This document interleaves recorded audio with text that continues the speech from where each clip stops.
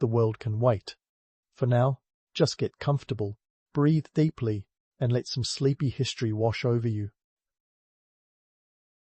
We'd love to know where you're listening from and what time it is in your part of the world. Drop a comment if you'd like to share.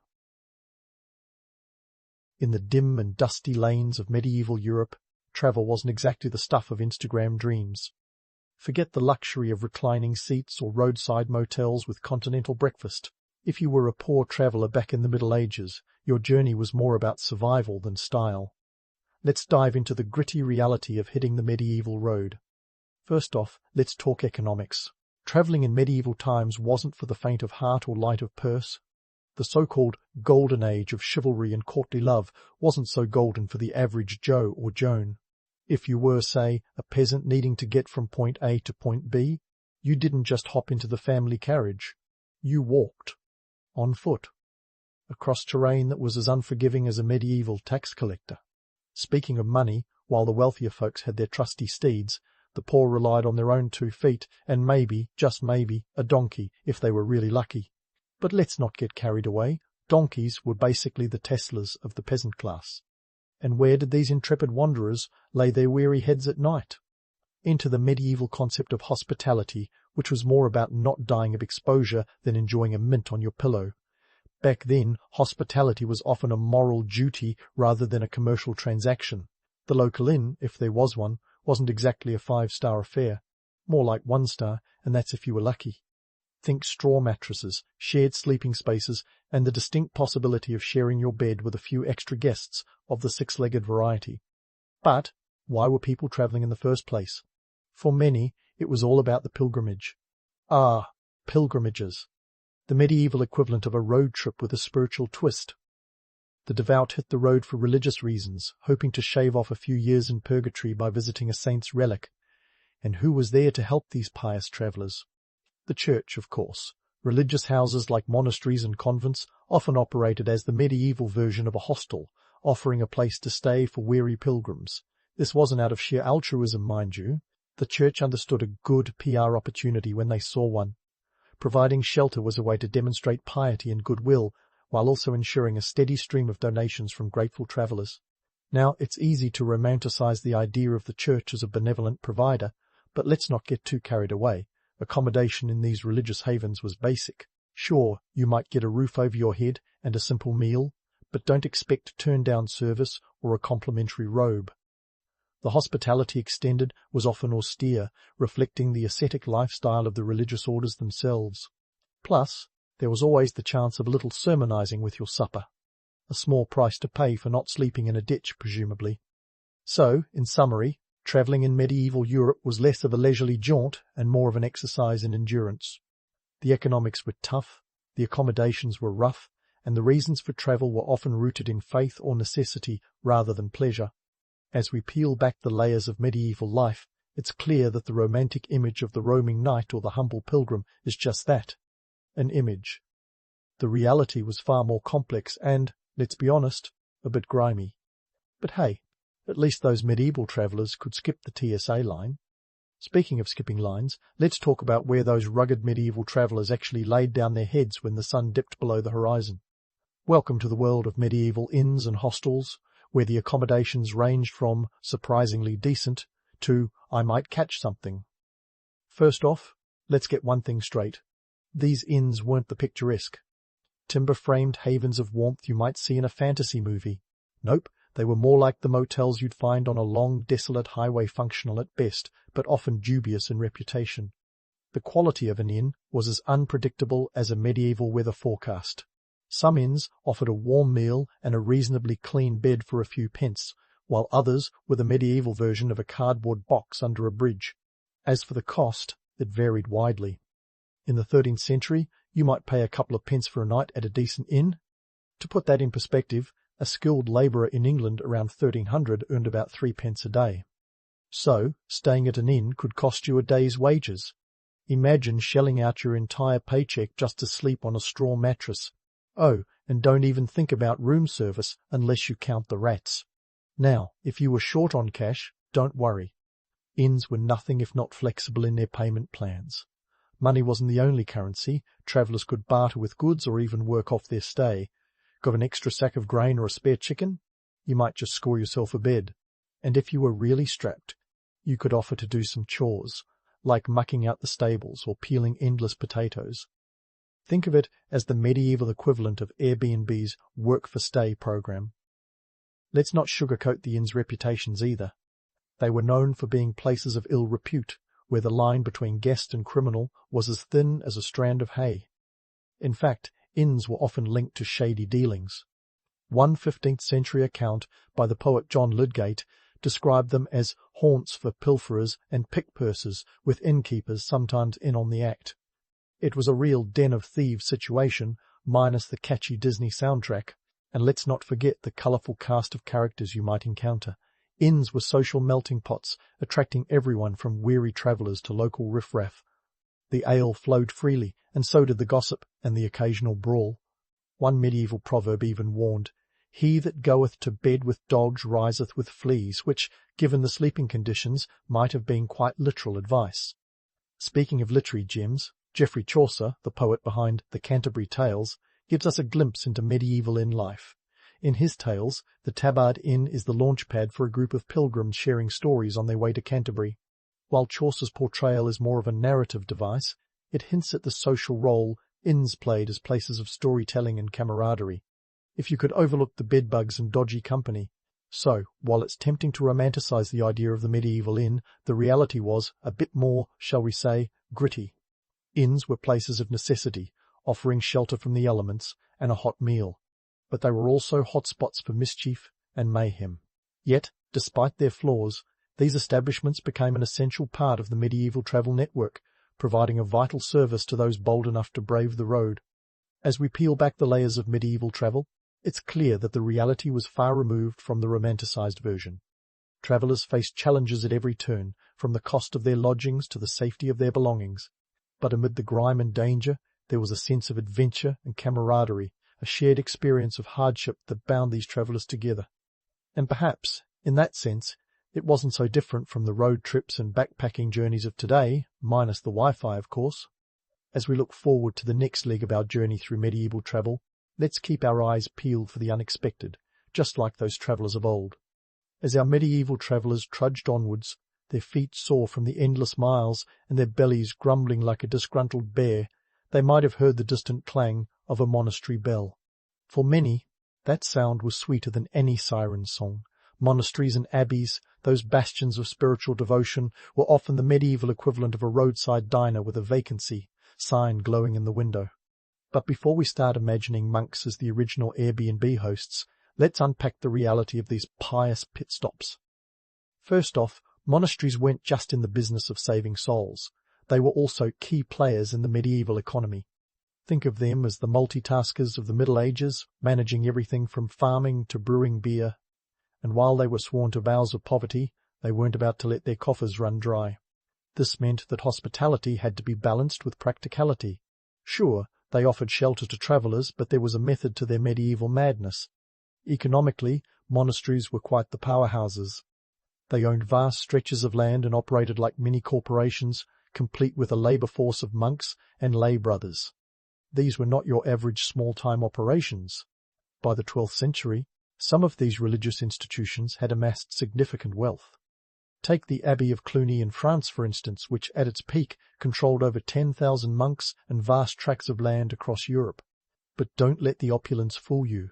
Monastic life was no spa retreat.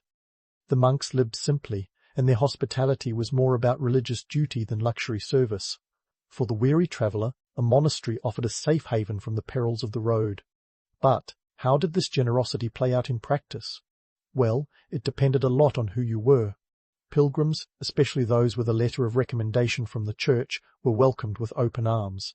They might receive a simple meal and a bed in the guest house, which, let's be clear, was more like a dormitory than a deluxe suite. Expect no privacy, but plenty of communal spirit. After all, nothing bonds like shared hardship and a vow of silence, at least until dinner. Now, if you were a regular traveller without a holy stamp of approval, your experience might differ. Monasteries were charitable, yes, but they weren't running a charity. If you could contribute to the monastery's needs, be it through labour, goods, or a modest donation, your chances of getting a warm meal and a bed improved significantly. Call it the medieval pay-it-forward scheme. Monasteries also had to keep a sharp eye on their own resources. Feeding and housing travellers wasn't cheap, and let's not forget, these were the days before Costco bulk deals. So, while they were keen to uphold the Christian virtue of hospitality, they weren't about to send the monks to bed hungry. This balancing act meant that hospitality was often extended on a case-by-case basis, with the monastery's abbot or prior playing the role of benevolent gatekeeper. The experience of staying at a monastery could also vary greatly depending on the region and the order. Benedictine monasteries, for instance, were known for their strict adherence to the rule of St. Benedict, which included a directive to welcome all guests as Christ. This sounds lovely, but it also came with a side of austerity. Expect simple fare. Think bread, cheese, and maybe a splash of ale if you were lucky. Meanwhile, the more relaxed Cistercians might offer a tad more comfort, though let's not get carried away. The Cistercian idea of indulgence was more about a second helping of turnip stew than anything resembling luxury. Social standing played a significant role too. A noble traveller could expect better treatment than a peasant, with perhaps a more private room or an extra slice of bread. This wasn't just about respect for rank.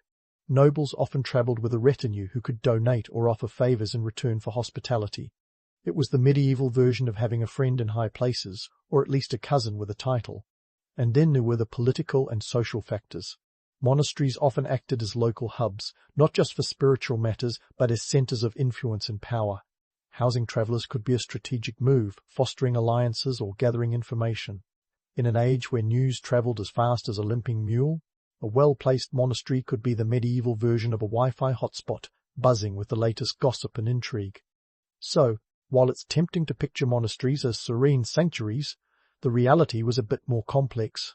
These religious institutions were intricately woven into the fabric of medieval society, navigating the tricky terrain between charity and economic necessity. They were places of refuge, yes, but also bastions of influence and power.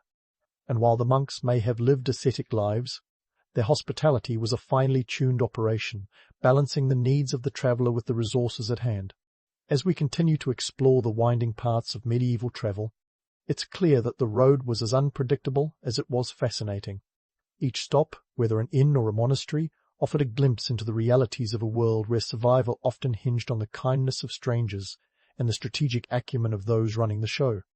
So, let's keep our eyes on the road and our ears open to the tales it has to tell as we journey deeper into the heart of the medieval world. Now, if monasteries were the medieval equivalent of a divine bed and breakfast, guilds were more like the original frequent flyer clubs, minus the perks of free upgrades and lounge access. These merchant networks played a crucial role in providing hospitality, but not purely out of the goodness of their hearts. No, their motives were wrapped in a delightful package of economic savvy and political foresight, topped with a bow of necessity. Guilds in medieval Europe were essentially the LinkedIn of their time, connecting merchants, artisans, and tradespeople in a web of professional relationships and mutual interests. They were powerhouses of commerce and influence, stringing together everything from the textile trade in Flanders to the spice routes snaking out of Venice. By the 14th century, guilds had become so integral to economic life that they practically ran the cities. Picture them as the medieval corporate boardrooms, where deals were struck not in penthouses, but in candlelit halls thick with the smell of ale and ambition. Why did guilds care about hospitality? Simple, it was good business. Providing shelter and sustenance to travelling merchants wasn't just about polishing their halos, it was an investment in their own economic ecosystem. A well-fed and rested merchant was more likely to strike a deal or buy goods, keeping the wheels of commerce turning. Hospitality was less about handing out freebies and more about ensuring that business partners arrived fresh and ready to trade. Take the Hanseatic League, for instance. This league was the avengers of medieval merchant guilds, a formidable alliance of cities and towns along the Baltic Sea that dominated trade from the 13th to the 17th century. With a network that stretched from London to Novgorod, the League understood that a successful trade mission required more than just sturdy ships and sharp negotiation skills. They set up contours, or trading posts, in key cities, doubling as accommodations for merchants. These were not luxurious digs, but they provided a safe haven for League members, complete with shared sleeping quarters and communal meals. A bed, a hot meal, and a side of security. That was the Hanseatic hospitality trifecta. But beyond the practicalities, there was a political dimension to this hospitality. Guilds were keenly aware of the power dynamics at play. Hosting a fellow merchant wasn't just an act of goodwill, it was a strategic move. By forging alliances and building networks, guilds could strengthen their influence and negotiate better terms. It was a bit like the medieval version of networking over cocktails, except replace the martinis with mead and the canapes with hearty stews. For the individual merchants and tradespeople, travelling the medieval roads was an entirely different ballgame compared to the pious pilgrim or the common wanderer. These were the entrepreneurs of their day, and their journeys were fueled by profit, not penance. While the devout sought relics, merchants sought riches, or at least a decent margin. And unlike the humble pilgrim, merchants travelled laden with goods, turning every journey into a logistical challenge worthy of its own reality show. The experience of a merchant on the road was a blend of excitement and peril. Armed with their wares and a handful of trusted companions, they navigated paths that were as treacherous as a Game of Thrones plot twist. Bandits, bad weather, and the occasional border skirmish were just some of the delightful surprises awaiting them. Yet these intrepid traders pressed on, driven by the promise of profit and the thrill of the deal. Merchants also had a certain swagger about them, a confidence born of necessity. Where pilgrims might hope for divine protection, merchants relied on their wits and the strength of their guilds. Travelling with letters of credit, they could negotiate safe passage and favourable terms. This wasn't just about money, it was about survival, in a world where the line between commerce and conflict was razor thin. But let's not get too starry-eyed about the life of a medieval merchant. While they might have had a few more privileges than the average traveller, their journeys were no less gruelling. Long hours on the road, cramped quarters, and the constant threat of losing their livelihoods to theft or disaster made for a life that was both exhilarating and exhausting. The romance of the open road was tempered by the harsh reality of medieval travel logistics.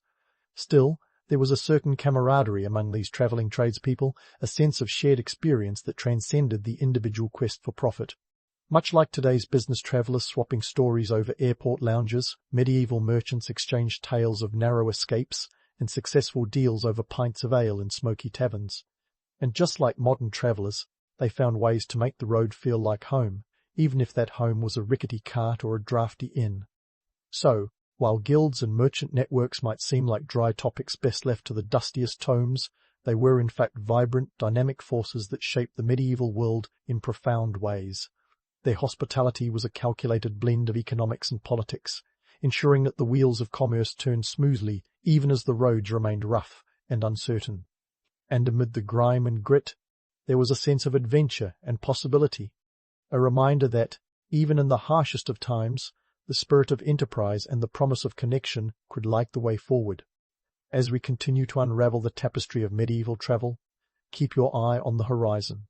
The road may be long and winding, but the stories it holds are worth every step. While the road of medieval travel was fraught with peril and hardship, it wasn't all doom and gloom. There's something undeniably captivating about the myths and legends of chivalric hospitality that have enchanted generations.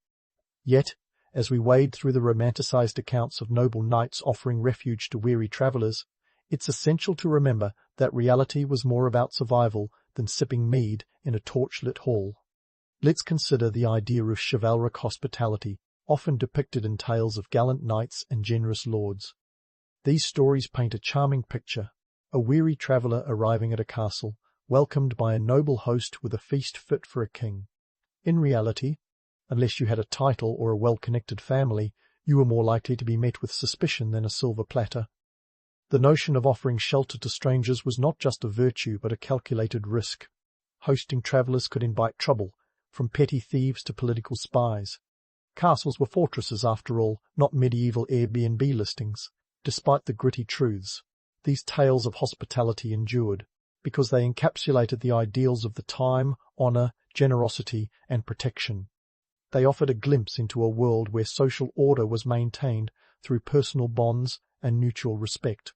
While the stories might be more fiction than fact, They reflected the cultural aspirations of a society striving for stability amid chaos. Speaking of chaos, the medieval travel networks laid the groundwork for the hospitality industry as we know it today. Let's take a closer look at their long-term impact. Those rickety inns and austere monasteries were the forerunners of modern hotels, each offering an early blueprint for customer service, albeit without the pillow mints. By the late Middle Ages, cities began to recognize the economic potential of catering to travelers. This shift paved the way for the development of more organized and commercialized forms of hospitality. Fast forward to the 18th century, and you see the rise of coaching inns in England, where travellers on the Great North Road could rest their horses and themselves. These inns became integral to the postal and transportation systems, proving that the seeds sown in medieval times had taken root. By the 19th century, the Industrial Revolution brought about rail travel, and with it, the grand hotels of Europe and America. The hospitality industry evolved from a necessity into a booming business, driven by the same principles that guided medieval hosts: comfort, safety, and, of course, profit.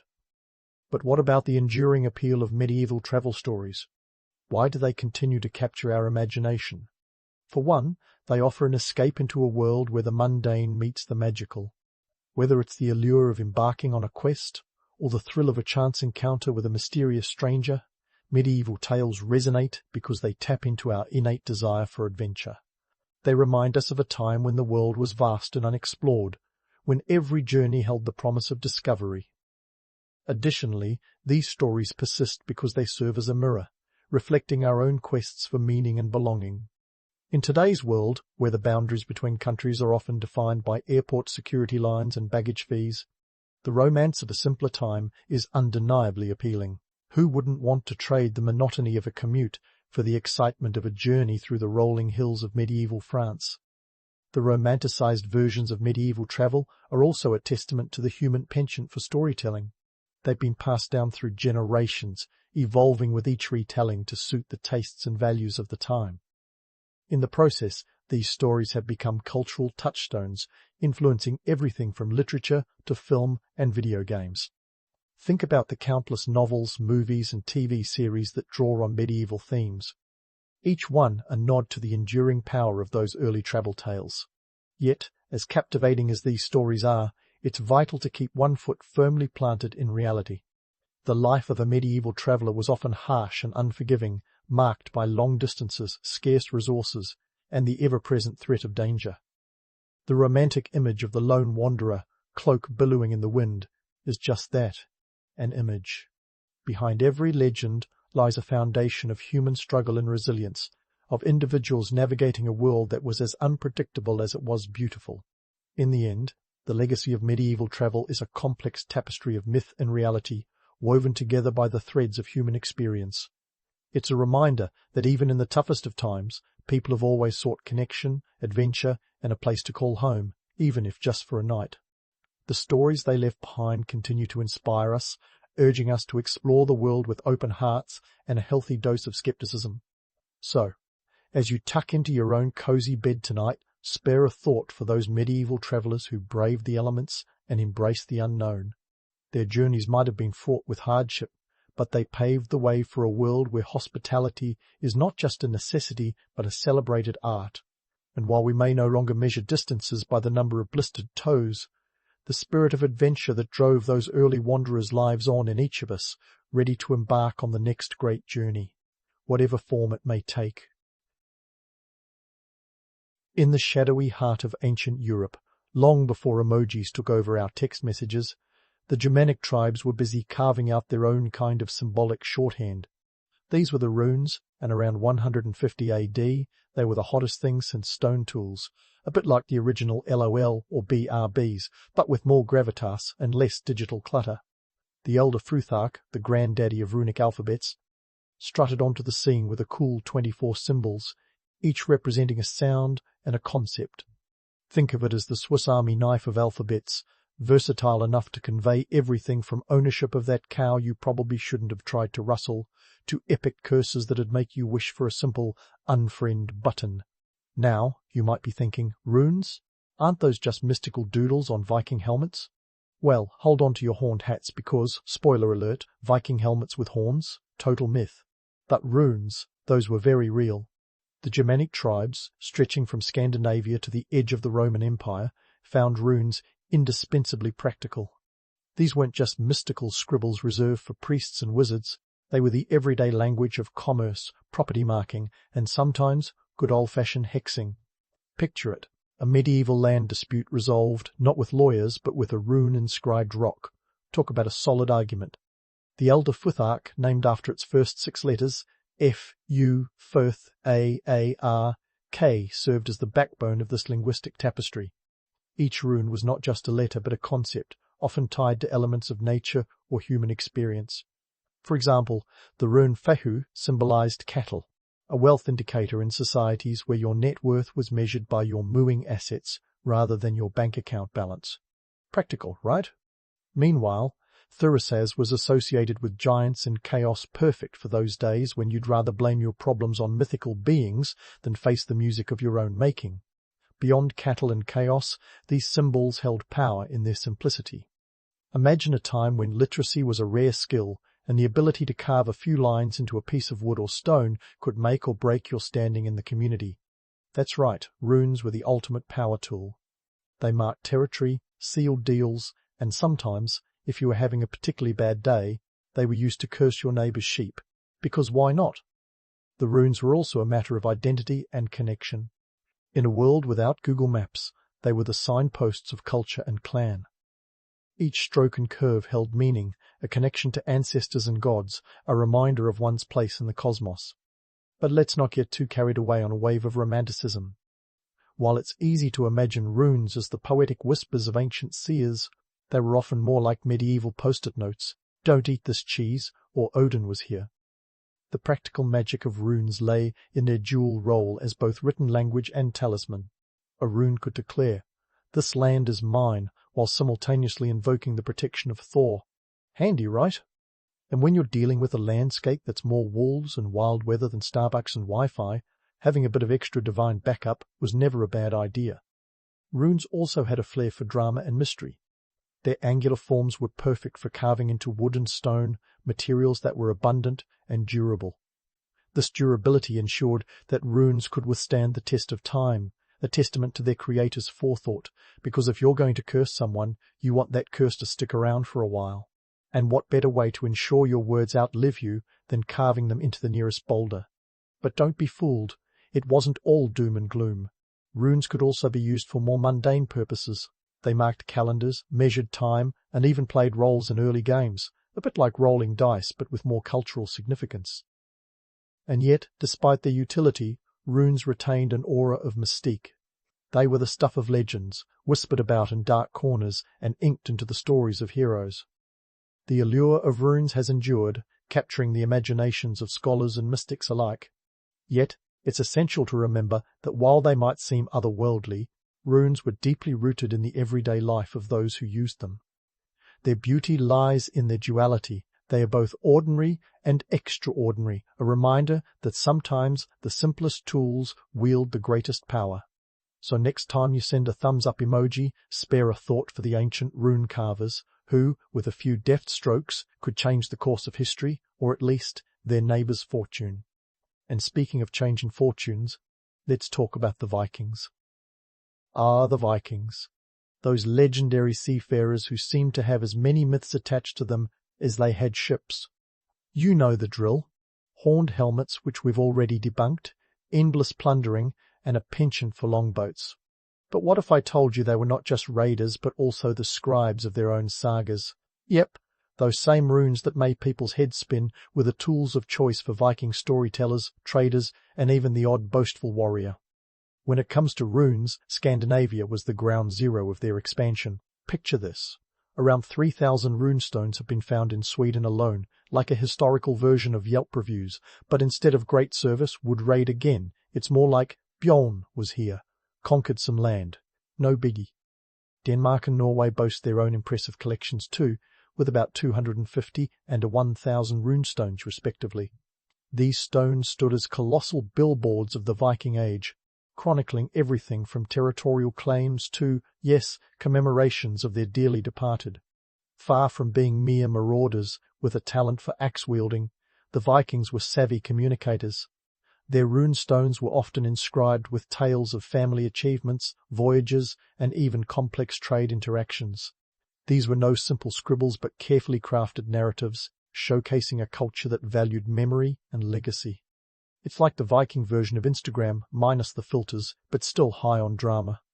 Now, let's slice through another stereotype with the sharp edge of a runic dagger. The image of Vikings as bloodthirsty brutes overshadows their sophistication in trade and diplomacy. Surprise! These guys were not just storming monasteries, they were storming markets too. Viking longboats weren't just filled with loot, but with goods for exchange, from furs to amber. And runes were the language that facilitated these transactions. They allowed for communication across different cultures and languages, serving as a kind of proto-universal translator in a world that was, frankly, a bit short on Rosetta Stones. Here's another juicy tidbit. Vikings even used runes to record legal agreements. Imagine settling disputes with a rune stone instead of a courtroom drama. Sure, it might lack the drama of a Law and Order episode, but it sure was efficient. These stones could declare peace treaties or land rights, the ancient equivalent of a notarized document, but with a lot more style and permanence. But let's not get too carried away with the romance of runes. This wasn't all about poetic inscriptions on noble stones. Vikings also used runes for the mundane like tallying goods. Picture a Viking market. Amidst the chaos of trade, a rune-inscribed stick might decide if your shipment of walrus tusks was complete. It's all very Vikings, the Office Edition, with a touch of barbarian flair. The runes' mystique didn't stop them from being practical tools. In fact, that duality was their charm. They were both everyday tools and sacred symbols, bridging the gap between the spiritual and the practical. A bit like a smartphone in today's world. Where else can you find a device that lets you check emails and play Candy Crush, while also being a compass and a flashlight? So, next time someone waxes poetic about the Vikings as mere looters, remind them of the runestones that tell a richer, more complex story. These stones are the tweets of their time, capturing snippets of lives, ambitions, and the occasional humble brag about a successful raid. They're evidence that the Vikings were more than just the sum of their raids. They were a culture in conversation with itself and the world around it. In the grand tapestry of history, runes are the threads that connect us to a past that's both foreign and familiar. They remind us that, even in the harshest of times, people sought connection, meaning, and legacy. So while we may not carve our emails into stone, the desire to communicate, to be heard and remembered, remains as universal as ever. And in that, perhaps we're not so different from those ancient rune carvers after all. Now, speaking of communication and legacy, let's not forget the mystical allure that runes have gathered over the ages, transforming from practical tools into symbols of magic and myth. Ah, the allure of the mystical. Nothing spices up a history lesson like a sprinkle of ancient wizardry, right? But before you start picturing ancient Germanic tribes huddled around a cauldron, casting spells with rune-studded wands, let's get one thing straight. The historical evidence for runes being used in magic is about as solid as a Viking saga's plotline, full of drama but light on facts. Sure, runes have this reputation for magical prowess, and it's not entirely unfounded. The runes have become entwined with tales of Odin, the chief Norse god, who according to the Havamale hung himself from Yggdrasil, the world tree, for 9 nights to gain knowledge of the runes. That's commitment, folks, none of this learn to code in 24 hours. Nonsense for the Allfather. But here's where the mythology and historical reality diverge like a Viking ship in a storm. While Odin's ordeal makes for a great story, historical records suggest that the use of runes was less about unlocking cosmic secrets and more about marking your property or delivering the ancient equivalent of a passive-aggressive note. Havamal, part of the Poetic Edda, dates to around the 13th century, but it reflects much older traditions. However, the connection between Odin and runic knowledge was likely less about actual magical spells and more about cultural prestige and the transmission of sacred knowledge. The idea of runes as tools for divination is another fascinating notion that has captured imaginations. People today might reach for a tarot deck or a horoscope app, but back then, a handful of runes in a leather pouch held the promise of peeking into the future. Or did they? Historical records on divination practices using runes are sparse. Tacitus, the Roman historian writing in the 1st century AD, mentions Germanic tribes casting lots and interpreting symbols, but he doesn't specify runes. These practices might have included runes, or they might have involved different symbols altogether, and let's face it, Tacitus was known to embellish more of a historical novelist than a news reporter. Here's what we do know. Runes were loaded with symbolic meaning, and in a society where literacy was rare, that imbued them with a certain aura. But the mystical role that modern stories and media often assign them seems more a product of our imaginations than historical reality. There's no denying the appeal of a good story, though. Who wouldn't want to believe in a world where a simple rune could ward off evil spirits or predict your next adventure? It's the kind of seductive myth that keeps popping up, much like the idea that Vikings wore eyeliner because it was war paint. Spoiler, they did use coal, but not for battle. It was more about practical eye protection in the glare of the northern sun. Always the pragmatists, those Vikings. The allure of runes in mythology is undeniably potent. Runes have been found on amulets and artifacts buried with the dead, suggesting they held spiritual significance. But remember, these were often simple inscriptions, names, or blessings, more like a divine post-it note than a spell book. The notion that runes were used for spell casting, as thrilling as that sounds, is largely a modern invention. It's the kind of idea that fits neatly into our romanticized view of the past, where everything was just a bit more magical and mysterious. But when we strip back the layers of myth, what remains is a tool, a powerful one, no doubt, but grounded in the everyday realities of life in ancient Europe. So, if you're thinking of picking up a set of runestones at your local metaphysical shop, remember that, while they might make for an intriguing conversation starter, their historical use was more akin to a medieval notepad than a portal to the mystic realms. That said, the symbolism of runes remains captivating. Each rune stood for both a sound and a concept. Take Ansus, for example, representing the A sound, and associated with divine inspiration and communication. This dual nature made runes a potent symbol in their own right, a bridge between the mundane and the divine. Runes were also deeply connected to the Norse belief system, which was as much a part of everyday life as it was of the spiritual. The gods were a part of their world, interacting with it in ways that went beyond the occasional miraculous intervention. This was a world where the divine was woven into the fabric of life, not set apart on a distant mountaintop. In this context, runes became a channel through which people could express their identity and beliefs, even if they weren't casting spells at every turn. On the topic of Odin and his runic wisdom, it's worth noting that the god himself was a bit of a paradox. A figure of wisdom and war, of poetry and prophecy, Odin was the ultimate multitasker. His connection to runes was part of his broader role as a god who straddled the line between order and chaos, embodying both creation and destruction. This duality mirrored the dual nature of runes themselves, practical yet imbued with deeper meaning. As we peel back the layers of myth and history, it becomes clear that runes were less about magical incantations and more about human expression and connection.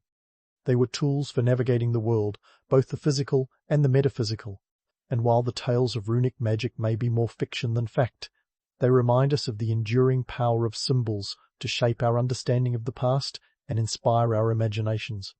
So, while the legends of Odin and his runic revelations might be more akin to the stuff of epic poetry than historical record, they speak to a deeper truth about our ancestors' search for meaning in a complex and often unforgiving world. In the end, that search for connection, for understanding, is perhaps the greatest magic of all. And as we continue to explore the legacy of runes, both the myths and the realities, we find ourselves in a dialogue with the past, uncovering the stories that have shaped who we are today. Stay tuned as we delve deeper into the fascinating world of runes and their enduring legacy, exploring how these symbols have continued to captivate us through the ages. Whether as mystic symbols or practical tools, runes have a story to tell, revealing not just the lives of those who carved them, but the enduring human desire to leave a mark on the world.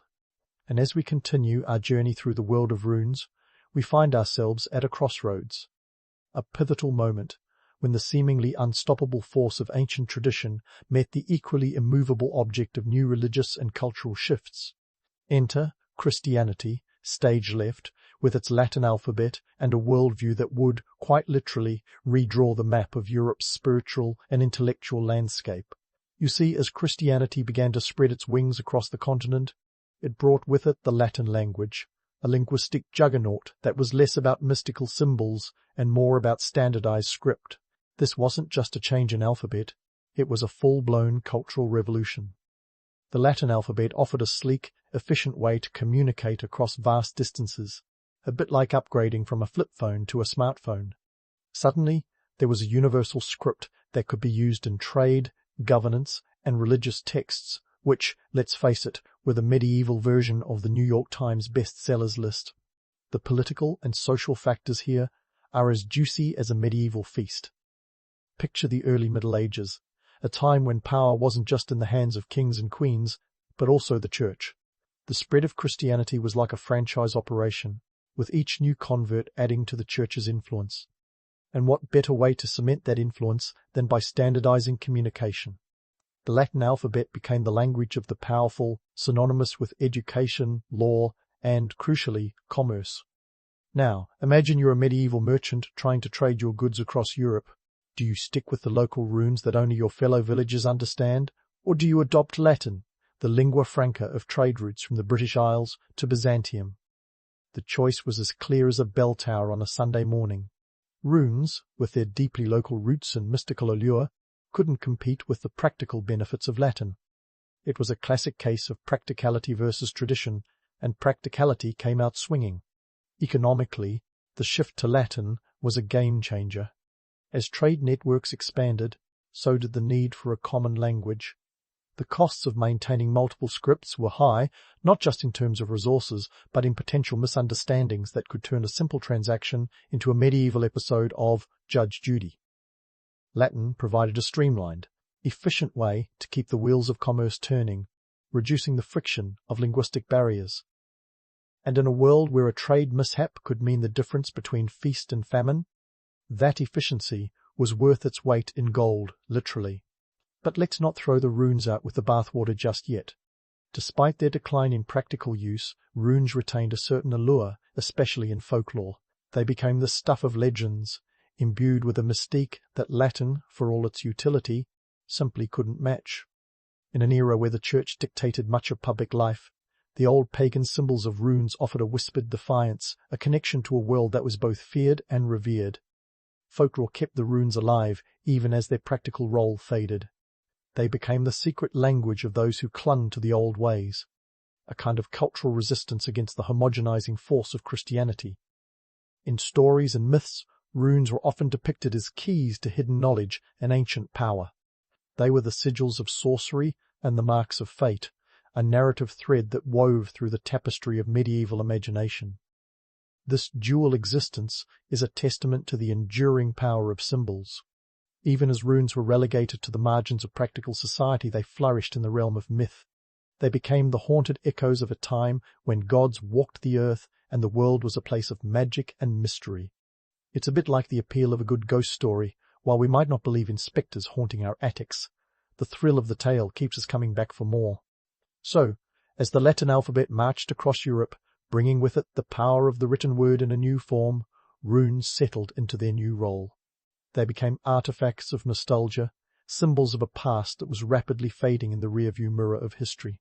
And yet, in their own way, they continued to speak to the human experience of change, of loss, and of the enduring quest for meaning in a bewildering world. The decline of rune usage wasn't just about losing a script, but about the larger cultural shifts that shaped medieval Europe. It was about the tug-of-war between old and new, between tradition and innovation. In this great cultural transformation, runes became relics, yet they remain a fascinating reminder of a time when the written word was both a practical tool and a gateway to the divine. As we leave this chapter open for further exploration, remember that history is never a simple tale of winners and losers. It's a complex dance of ideas and identities, of change and continuity. And in this dance, the runes continue to cast their shadow, a silent testament to the enduring power of symbols in shaping our understanding of the world. So, stay tuned for the next chapter in our journey as we delve deeper into the legacy of these ancient symbols and their place in the tapestry of history. As we leave the echoes of runic-carved stones behind, let's catapult into the modern era where the ancient allure of runes has found a new groove.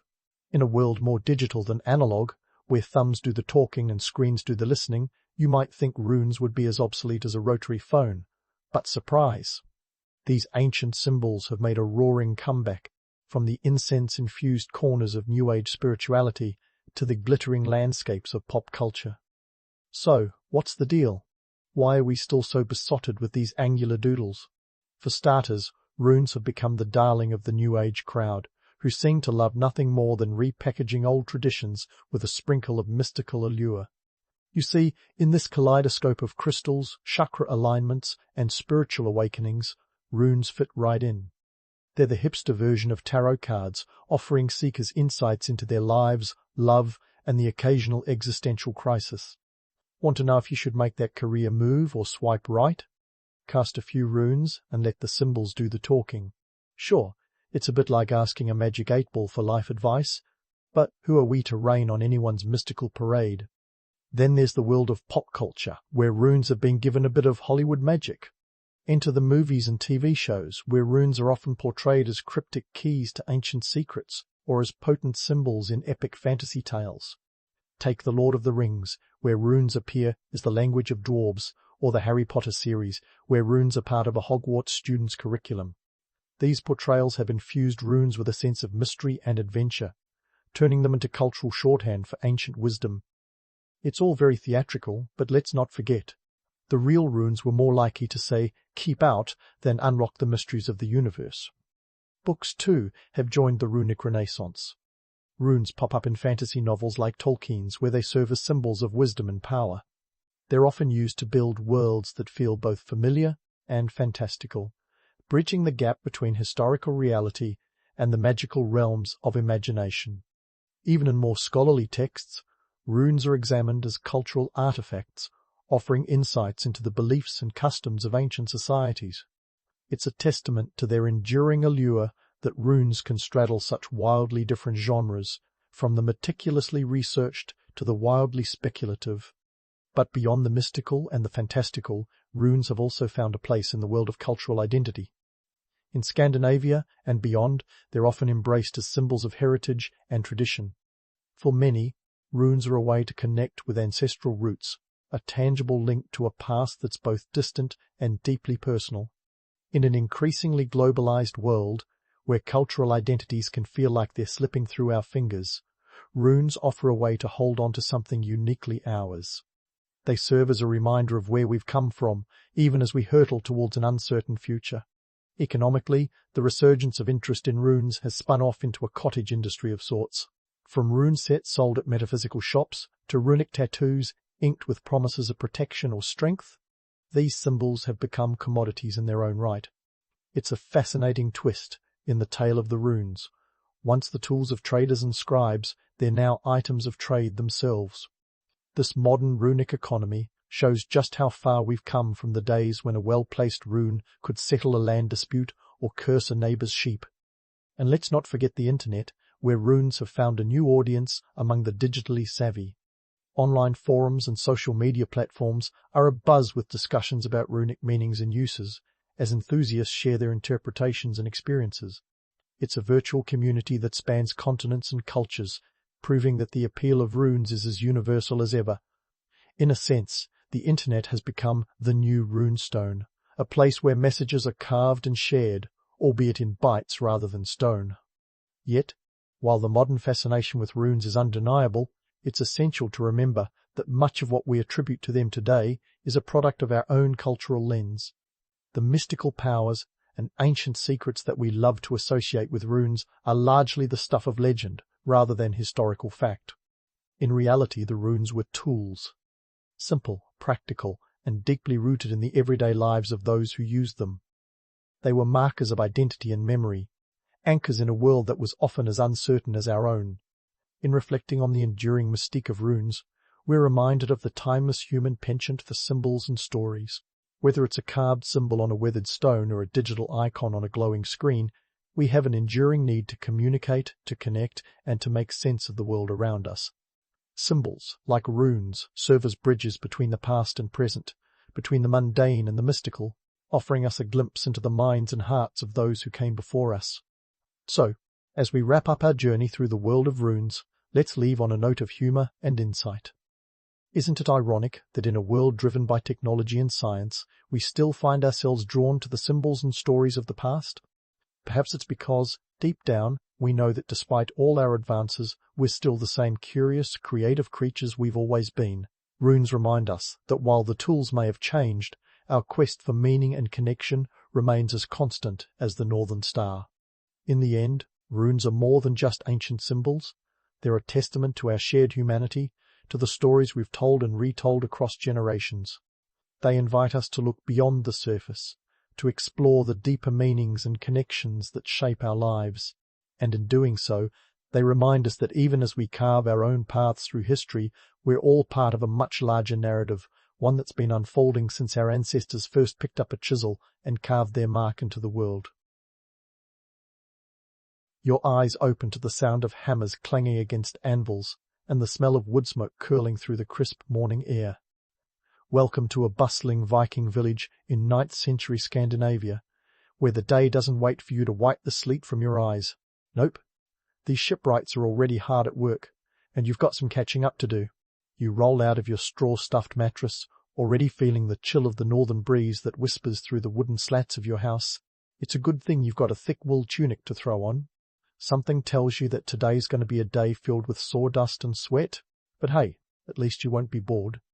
Out here, shipbuilding isn't just another job, it's a lifeline. Vikings were not the sea-loving adventurers of myth simply because they fancied a bit of salty air. Their ships were the very backbone of their economy, the cutting edge of their exploratory blades. Each longship sliding into the water was a ticket to riches, whether through trade or, let's be honest, a good old-fashioned raid. You head towards the shipyard, where the buzz of activity is almost as thick as the fog.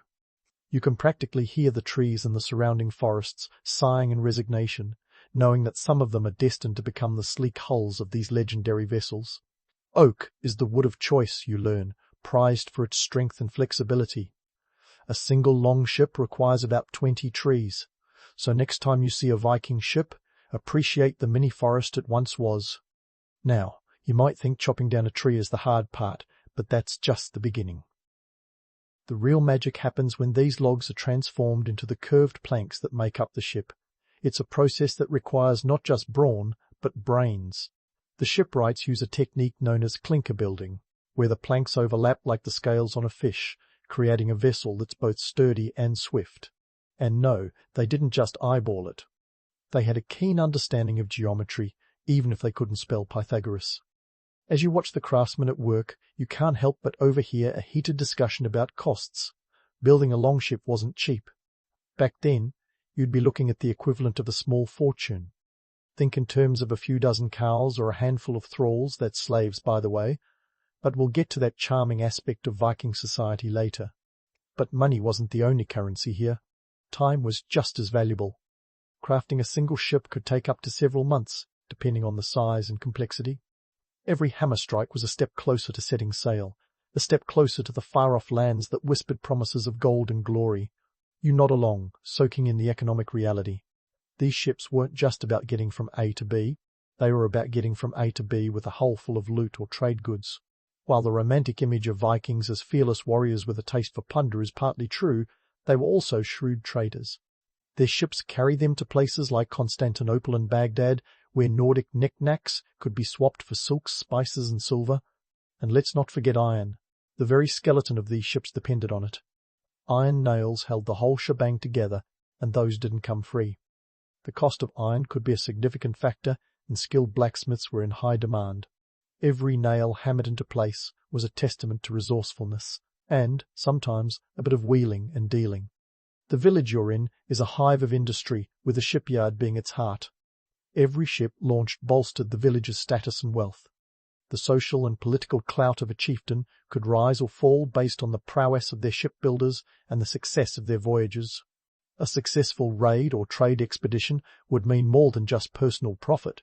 It could mean the difference between being a minor lord or a major player in the Viking Game of Thrones. As the sun climbs higher in the sky, the hammering intensifies. You marvel at the rhythm of it all. Each strike a beat in the symphony of creation. The workers have a camaraderie that's as solid as the boats they're building. You watch them pass tools and materials with the efficiency of a well-rehearsed dance. This isn't just work, it's a way of life, a tradition passed down from father to son, master to apprentice. For a moment you get swept up in the romance of it all, the sea, the ships, the sagas. But then a gust of chilly wind reminds you of the harsh realities these people faced. Winters were long and brutal, and a failed expedition could mean going hungry. The stakes were high, and these ships were their gamble against nature's odds.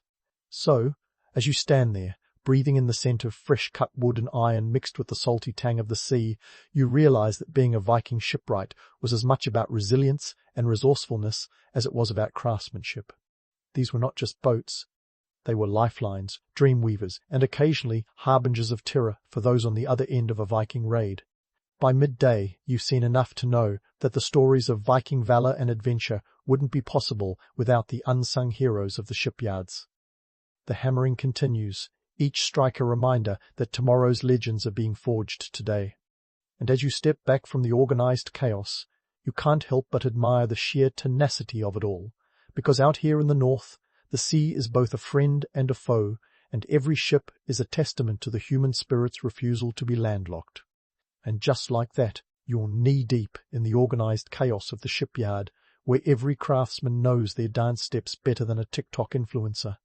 Here, in the heart of the action, the tools are the stars of the show, each one wielded with a precision that would make a neurosurgeon envious. The adze, for instance, isn't just a fancy name you can drop at a dinner party to impress your date. It's a curved axe-like tool, crucial for shaping the hulls of these iconic ships. Picture the adze in action. It swung with rhythm, carving out the perfect curves, transforming stubborn logs into sleek, sea-ready planks. Next, we have the draw knife, which sounds like something you'd use in a medieval duel, but is actually used to shave wood into submission, smoothing surfaces with the finesse of a barber, giving the perfect shave. Now, let's talk ship models. Forget the one-size-fits-all myth you might have heard. Vikings didn't just slap together any old boat and call it a day. Each vessel was a bespoke creation, tailored to its mission like a custom suit for a Wall Street banker. Longships, with their sleek, narrow profiles, were the Ferraris of the Viking fleet, designed for speed and stealth. Perfect for raiding, these beauties could reach up to 15 knots under sail and even move swiftly with oar power when the wind wasn't playing nice. Then there were the Nars, the workhorses of the ocean. These wider, deeper vessels weren't about speed, they were about capacity. Think of them as the cargo planes of the Viking world, ferrying goods across the sea with a bellyful of trade goods like furs, wool, and, importantly, the loot from those less-than-friendly visits abroad. Each ship was a deliberate choice, weighing the pros and cons like a modern-day business decision. Now, if you think the shipyard was all about woodwork, think again. Politics and social hierarchy were just as much in play, steering the rudder behind the scenes. The right ship could elevate a chieftain's status faster than a well-timed political maneuver. Owning a fleet wasn't just about wealth, it was a symbol of power, influence and ambition. Think about it. Commanding a longship meant you had the resources to build it, the manpower to crew it, and the audacity to use it. It was the Viking equivalent of having a private jet and a fearless attitude to match. The shipyard itself was a microcosm of Viking society, hierarchical, competitive, and driven by the promise of power. The master shipwrights held the reins, their skills revered, and their decisions final. Apprentices watched and learned, biding their time until they could carve out their own place in this wood and iron world. Every ship launched could change the social standing of everyone involved, from the craftsmen to the chieftains. But let's pause and consider the economic juggernaut that was Viking shipbuilding. A single longship could cost a small fortune, easily the equivalent of 16 to 20 milk cows or more, depending on the size and armament, a serious investment that required a savvy understanding of risk versus reward. The time costs were equally significant, with months of labor going into each vessel. The stakes were high, but the potential payoff was higher. Successful voyages could bring back riches that changed lives, while failures could sink fortunes and reputations. As you watch the craftsmen chip away at the wood, it's hard not to marvel at the technical prowess on display. Clinker-built hulls, overlapping planks, and a keen understanding of hydrodynamics all played a part in creating ships that were as much art as they were engineering. It's a reminder that while we might romanticize the Vikings as bloodthirsty warriors, they were also master craftsmen and shrewd strategists who understood the value of a well-built ship. And while we're myth-busting, let's address the elephant in the room, or rather the dragon-headed prow. Vikings didn't just slap a carved dragon's head on every ship for style points. These figureheads were reserved for special occasions, used to intimidate enemies or as a mark of prestige. In fact, many ships sailed without them, relying instead on sleek lines and the sheer audacity of their crews to make an impression. By now, you've got a front-row seat to the reality of Viking shipbuilding. It's a world where myth and reality collide, where the romance of the sea meets the hard-nosed pragmatism of commerce and conquest. The air is thick with sawdust, the smell of fresh-cut wood mingling with the salty tang of the sea. A heady aroma that carries the promise of adventure and the reminder of the risks that lie beyond the horizon. As the sun continues its climb, casting long shadows across the bustling yard, you realize that these shipwrights are the unsung heroes of the Viking Age. They're the ones who laid the keel for the sagas that followed, crafting the vessels that carried warriors and traders alike into the annals of history. And as you stand there, watching the craftsmen shape the future, one plank at a time, you can't help but feel a part of that legacy, a witness to the quiet determination and relentless ambition that propelled the Vikings to the far corners of the known world. The hammering continues, each strike a heartbeat in the lifeblood of a culture that defied the odds and sailed into legend. It's a story of resilience and resourcefulness, of craftsmanship and cunning, a tale of adventure, ambition, and the eternal quest for the unknown. And as you turn away from the shipyard, you carry with you the knowledge that the real power of the Vikings wasn't in their swords or shields, but in the ships that carried them to glory and beyond. As you wander away from the shipyard, the clamour of industry still ringing in your ears, let's dive deeper into the reality versus the legend of these Viking marvels. It's easy to get swept up in tales of dragon-headed ships slicing through waves like a hot knife through butter, but let's pump the brakes on that little fantasy. The truth is, Viking ships were impressive, but not because they were magical sea chariots.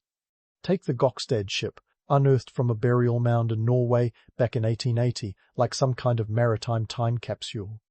This beauty is one of the best preserved examples of Viking craftsmanship, and gives us a peek behind the curtain of their shipbuilding prowess. We're talking a vessel about 76 feet long and 17 feet wide, capable of holding up to 32 warriors, plus their gear and, let's be honest, probably a few barrels of mead for those long nights at sea. Its clinker-built design, with overlapping planks, was key to its durability and speed. But the Gokstad wasn't just a raiding ship, it was versatile enough for trade, exploration, and maybe even a little leisure cruising down the fjord. Now, about those romanticized views of Viking ships as invincible ocean conquerors, reality check incoming. Sure, these ships were fast and flexible, able to navigate both open seas and shallow rivers. But they were also, how should we say, a bit high maintenance. The hulls, while cleverly designed for speed, didn't come with a warranty. Constant care was needed to keep them seaworthy, and that included regular repairs and waterproofing with tar. A leaky ship was a sinking ship, and no Viking worth their salt wanted to end their voyage in Davy Jones's locker. And let's talk durability. Viking ships could withstand significant wear and tear, but they weren't indestructible. Storms, rocky coastlines, and the occasional battle damage meant that even the best-maintained ships had a shelf life. Think 2 decades tops if you were lucky. So, while these vessels were the sports cars of their day, they also had their fair share of recalls and maintenance issues. Now, the environmental impact of this shipbuilding frenzy? It was, in a word, significant. Chopping down 20 sturdy oaks per ship meant that forests weren't just a scenic backdrop, they were a resource under constant pressure. Vikings needed to be savvy with their timber use, lest they find themselves shipless and stranded. This was a society that understood resource management in a way that might surprise the modern eco-warrior. Waste not, want not was more than just an adage, it was a survival strategy. The shipwrights, those unsung heroes of the Viking Age, were keenly aware of the ecological implications of their craft. They were the original tree huggers, knowing full well that a depleted forest today meant no ships tomorrow. This delicate balance between using and preserving resources was a dance as intricate as any performed in a mead hall. What's more, the economic ripple effect of shipbuilding was profound. The need for wood spurred trade networks that stretched far and wide. Timber-poor regions traded everything from furs to fish to get their hands on those precious planks. This wasn't just a local endeavour, it was a sprawling enterprise that connected communities and even sparked early forms of sustainability practices. And while we're myth-busting, let's address the idea that every Viking ship was a dragon-headed war machine. In reality, the decorative prow ornaments were more like the cherry on top, reserved for when you really wanted to make an entrance. Imagine rolling up to a new port, your ship decked out with an intimidating dragon head. It was the Viking equivalent of showing up with a roaring sports car, more about style and flair than everyday practicality. By now, you're probably getting a sense of the complex tapestry that was Viking shipbuilding, a mix of artistry, engineering, and environmental awareness. These ships weren't just tools of war or commerce. They were the lifeblood of a culture that thrived on exploration and exploitation alike. And while we often remember the Vikings as marauders of the sea, their legacy is just as much about their ingenuity and adaptability. As the sun reaches its zenith, casting sharp shadows across the bustling shipyard, you start to see the bigger picture. Viking ships were far from invincible, but their very existence was a testament to the ambition and audacity of their creators. These vessels carried more than just men and goods. They bore the weight of a society's hopes and dreams, its successes and failures. So, next time you find yourself dreaming of Viking adventures, remember the grit and grind behind the legend. These weren't just ships. They were the embodiment of a people who dared to defy the boundaries of their world. And as you stand there, a spectator to history in the making, you can't help but admire the tenacity and ingenuity that drove the Vikings to sail beyond the horizon, their ships cutting through the water like sharp-edged arrows aimed at the unknown. And as you stand there, a spectator to history in the making, you can't help but admire the tenacity and ingenuity that drove the Vikings to sail beyond the horizon, their ships cutting through the water like sharp-edged arrows aimed at the unknown. But those ships were more than just sleek hulls slicing through the fog. They were the catalyst for a cultural explosion that would make the 9th century European map look like it had been through a blender. Let's jump on board one of these maritime marvels and see where it takes us, shall we? Picture this. A Viking longship edging its way down the Seine River in 845, set to make Paris its next stop on the Viking World Tour. Led by the legendary Ragnar Lothbrok, yes, the very one whose name sounds like it should be headlining a death metal festival. This raid was a masterclass in Norse audacity. With just 120 ships and a crew of around 5,000, Ragnar didn't just rattle the gates of Paris, he practically waltzed through them, leaving the city with a hefty ransom of silver to show for his efforts. But it wasn't all about the bling and the booty. Viking raids often paved the way for settlements, and it's here that our shipwrights come back into the spotlight. Their handiwork didn't just facilitate raids, it enabled the Vikings to plant roots. Take the famous settlement of Dublin in 841. This wasn't just a raiding base, it morphed into a bustling trade centre that would become one of Ireland's most important cities. Ships were the linchpin of this transformation. Without them, the Vikings might have remained a footnote in a medieval scrapbook rather than a headline act. Economically, these voyages were the original get-rich-quick schemes. But unlike modern pyramid schemes or dubious NFTs, Viking expeditions delivered tangible returns. The Norsemen didn't just plunder, they traded. And while the image of Vikings as marauders persists, they were also shrewd merchants who knew the value of a good bargain. The rivers and seas became highways of commerce, linking Scandinavia with the riches of the Byzantine Empire and the Islamic Caliphates. Viking traders returned with silks, spices, and exotic goods that would have made any medieval market look like a pop-up shop at Coachella. Let's not forget the cultural exchanges that took place aboard these floating bazaars. The Vikings didn't just bring back material goods, they absorbed ideas, technologies, and even religious beliefs. The Norse gods had to make room for new concepts as Christianity slowly crept into the Viking worldview. The Norsemen were nothing if not pragmatic, and the conversion to Christianity often had more to do with political alliances and trade benefits than grand spiritual awakenings. After all, what's a little baptism in exchange for favorable trade terms with the Holy Roman Empire, right? Now, back to those shipwrights, because there was no global expansion without their handiwork. Each ship they crafted was a passport to new lands and new opportunities. Think of them as the unsung architects of Norse globalization. They didn't just build vessels, they constructed conduits for cultural and economic exchange. Every plank, every iron nail, was a step towards a broader horizon, a chance to rewrite the social script. And speaking of rewriting scripts, let's touch on the myth of the Vikings as mere pirates. Sure, they had their moments of maritime mischief, but their legacy is far richer than the stereotype of horned helmets and pillaged monasteries, by the way. Those helmets were never a thing. Blame 19th century opera for that fashion faux pas. The Norse impact on Europe was as much about integration as it was about invasion. They settled, intermarried, and left a lasting imprint on the genetic and cultural tapestry of places like Normandy, where they eventually traded in their Viking identity for a more Frenchified existence. It's a reminder that while Viking ships were the tools of conquest, they were also the vessels of transformation. They facilitated the blending of cultures and the exchange of ideas, leaving a legacy that was as much about creation as it was about destruction. As the afternoon sun casts a golden hue over the shipyard, you can almost hear the whispers of the past mingling with the sound of hammers and saws. These shipwrights, with their keen eyes and calloused hands, were the artisans of the Viking Age, crafting more than just ships. They were crafting history itself.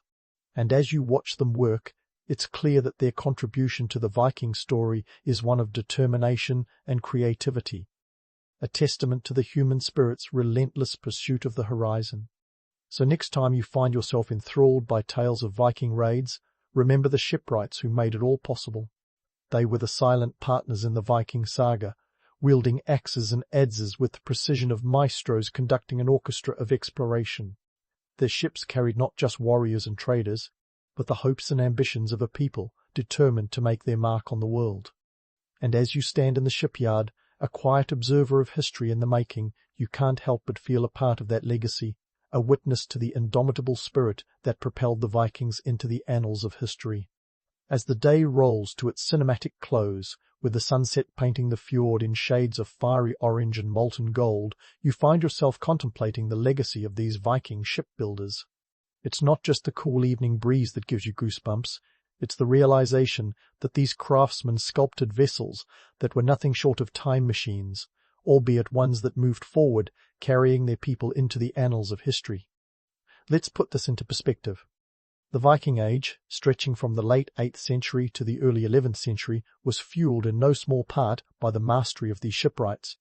Their skills in creating seaworthy marvels, like the Longship, gave the Norsemen the edge they needed to expand their horizons, literally. And here's a shocker for you. Without the nimble design of these ships, the infamous raids, settlements, and trade networks might have been reduced to footnotes rather than the stuff of legend. But how did these shipbuilders achieve such fame? The secret sauce was their clinker-building method, a technique that's about as Scandinavian as ABBA and minimalist furniture. By overlapping planks, they created a flexible yet sturdy hull.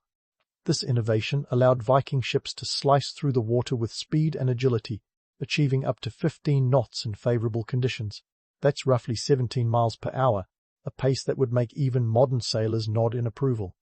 Now, it's easy to get lost in the romance of dragon-headed ships and seafaring adventures, but let's not forget the earthly tether of economics.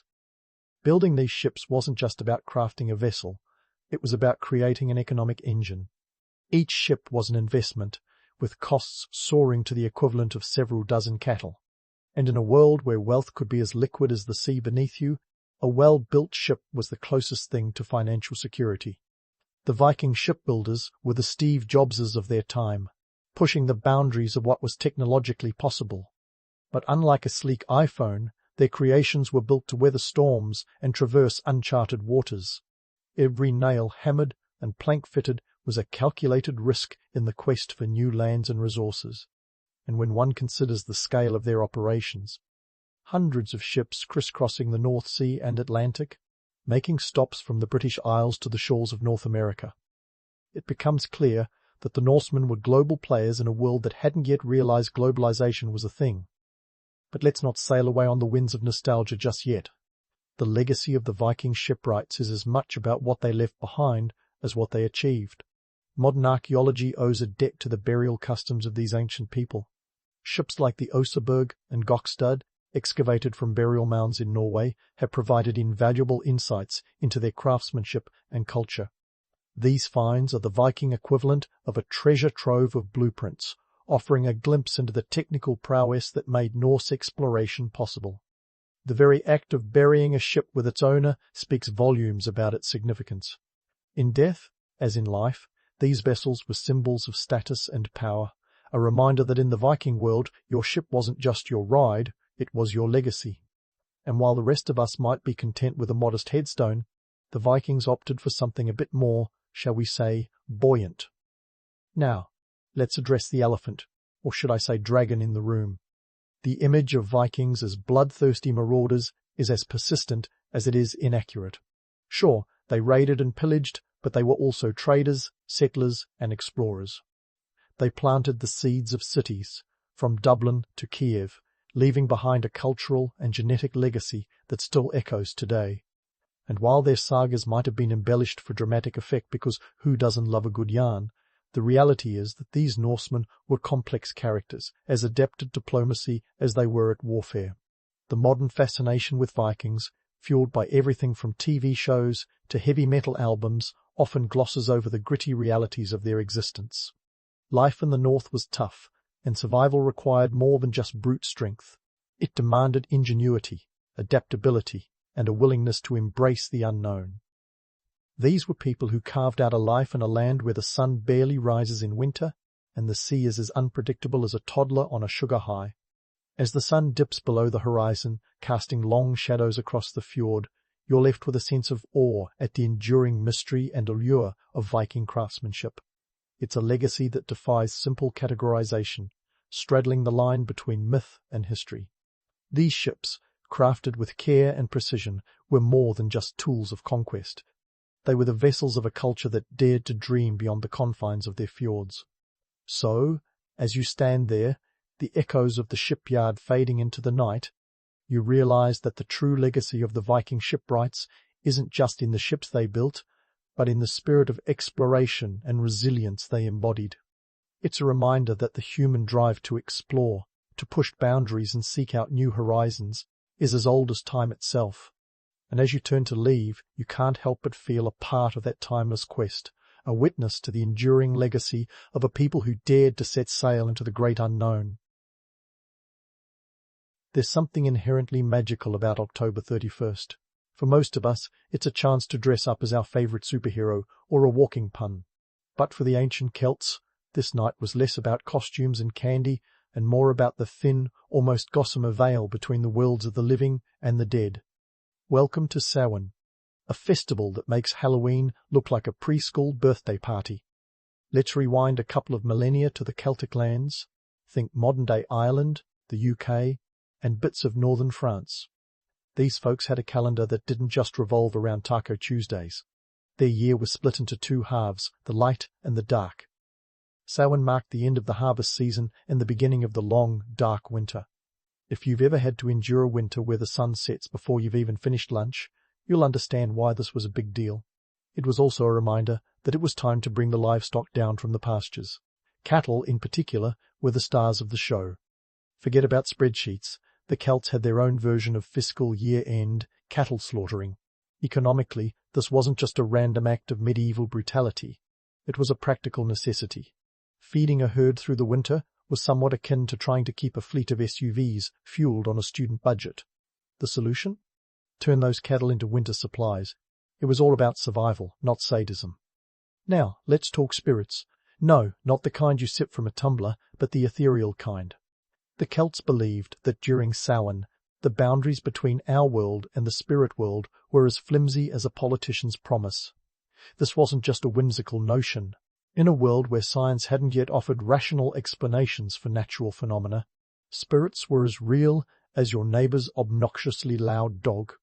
The concept of spirits wandering around wasn't just a terrifying thought. It shaped behaviours and traditions. Here's where the fashion part kicks in. Dressing up in costumes wasn't about posting selfies on Instagram. The Celts donned disguises to fool those wandering spirits. If you think your Halloween costume is clever, try outsmarting a ghost using only animal skins and heads. It was the ultimate in practical fashion, survival chic if you will. By dressing up, they hoped to blend in with the spirits and avoid any unwanted attention or, worse, abduction. Because nothing ruins a good harvest festival like being dragged into the underworld.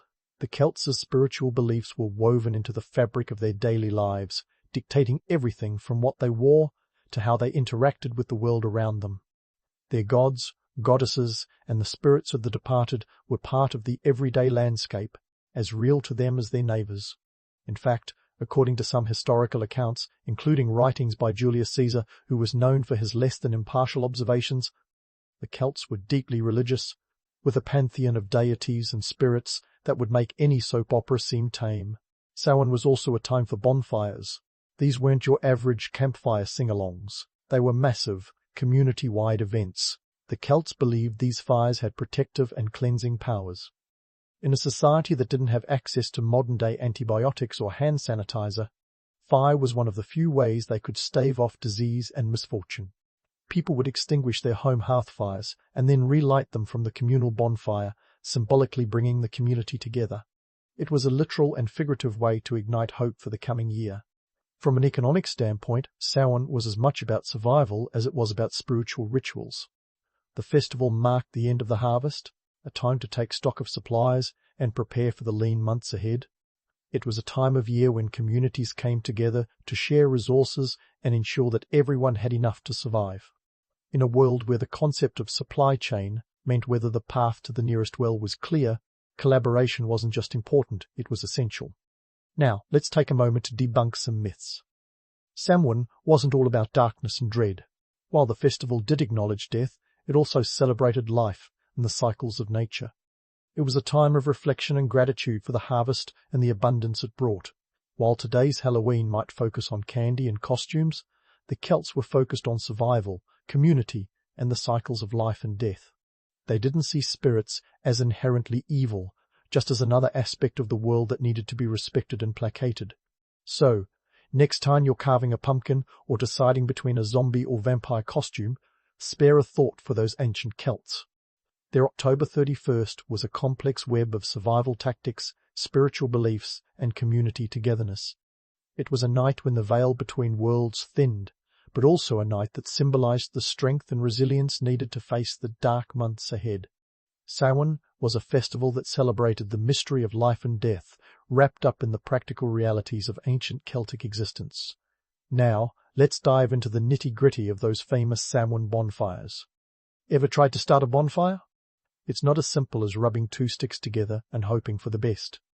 For the Celts, this was a community effort on a grand scale. Imagine the sheer logistics involved. First up, you'd need wood, a lot more than your average campfire. A bonfire worthy of Samhain would require enough timber to make modern-day lumberjacks weep. We're talking a pile of wood so large that if you stacked it wrong, you could end up with an ancient game of Jenga gone horribly wrong. To put it in perspective, a substantial bonfire could easily consume several tons of wood. In today's terms, that's roughly the equivalent of a mid-sized moving truck filled to the brim. The Celts didn't exactly have the luxury of shopping at Home Depot, so gathering all this wood was no small feat. It involved entire communities pitching in men, women, children, probably even that one neighbour who always had the latest gossip. It was a communal effort, and everyone had a role to play. Speaking of roles, let's talk about the Druids. These guys were the rock stars of the ancient Celtic world, and Samhain was their Glastonbury. They were the spiritual leaders, the keepers of knowledge, and they knew how to work a crowd. Their role wasn't just about lighting the bonfire, it was about controlling the narrative. Think of it as an ancient PR campaign. The Druids were the ones who kept the spiritual and social fabric of the community intact, making sure everyone knew their place in the cosmic order. But let's not kid ourselves, the Druids had their own agenda. By maintaining an air of mystery cloaks, rituals and all, they ensured their status remained unchallenged. In a world where Google didn't exist to fact-check your every word, the Druids held a monopoly on information. They were the original influencers, minus the Instagram account, of course. Now, on to the economics of the feast. Samhain was as much about the food and drink as it was about the spirits. Picture a potluck, but on steroids. Everyone brought something to the table, literally. Communities pooled their resources, which wasn't just a gesture of goodwill, but a survival strategy. In a time when your pantry didn't come with a built-in freezer, preservation was key. Cured meats, fermented drinks, and anything that wouldn't spoil faster than you could say winter solstice were the stars of the show.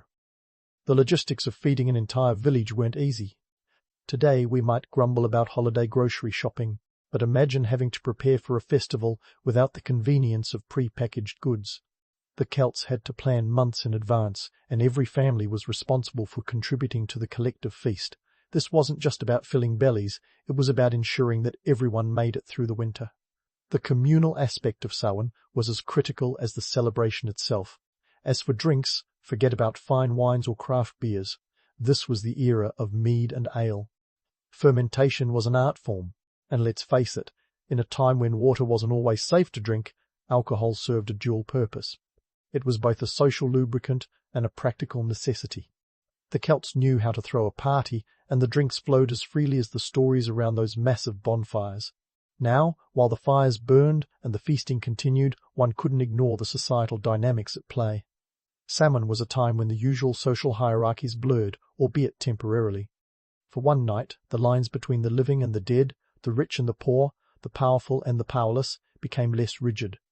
It was as if the festival itself was a reminder that in the grand scheme of things, everyone was equal in the eyes of the gods. Of course, this romantic notion had its limits. The reality was that while Samhain offered a brief respite from the daily grind, it didn't change the underlying social structure. The powerful remained powerful, and the druids ensured they stayed at the top of the pecking order. Their rituals and ceremonies were less about spontaneity and more about reinforcing their influence. It was a delicate balance of maintaining tradition while adapting to the changing times. So, while the fires of Samhain crackled and the air filled with the scent of roasting meats, there was a palpable sense of both celebration and caution.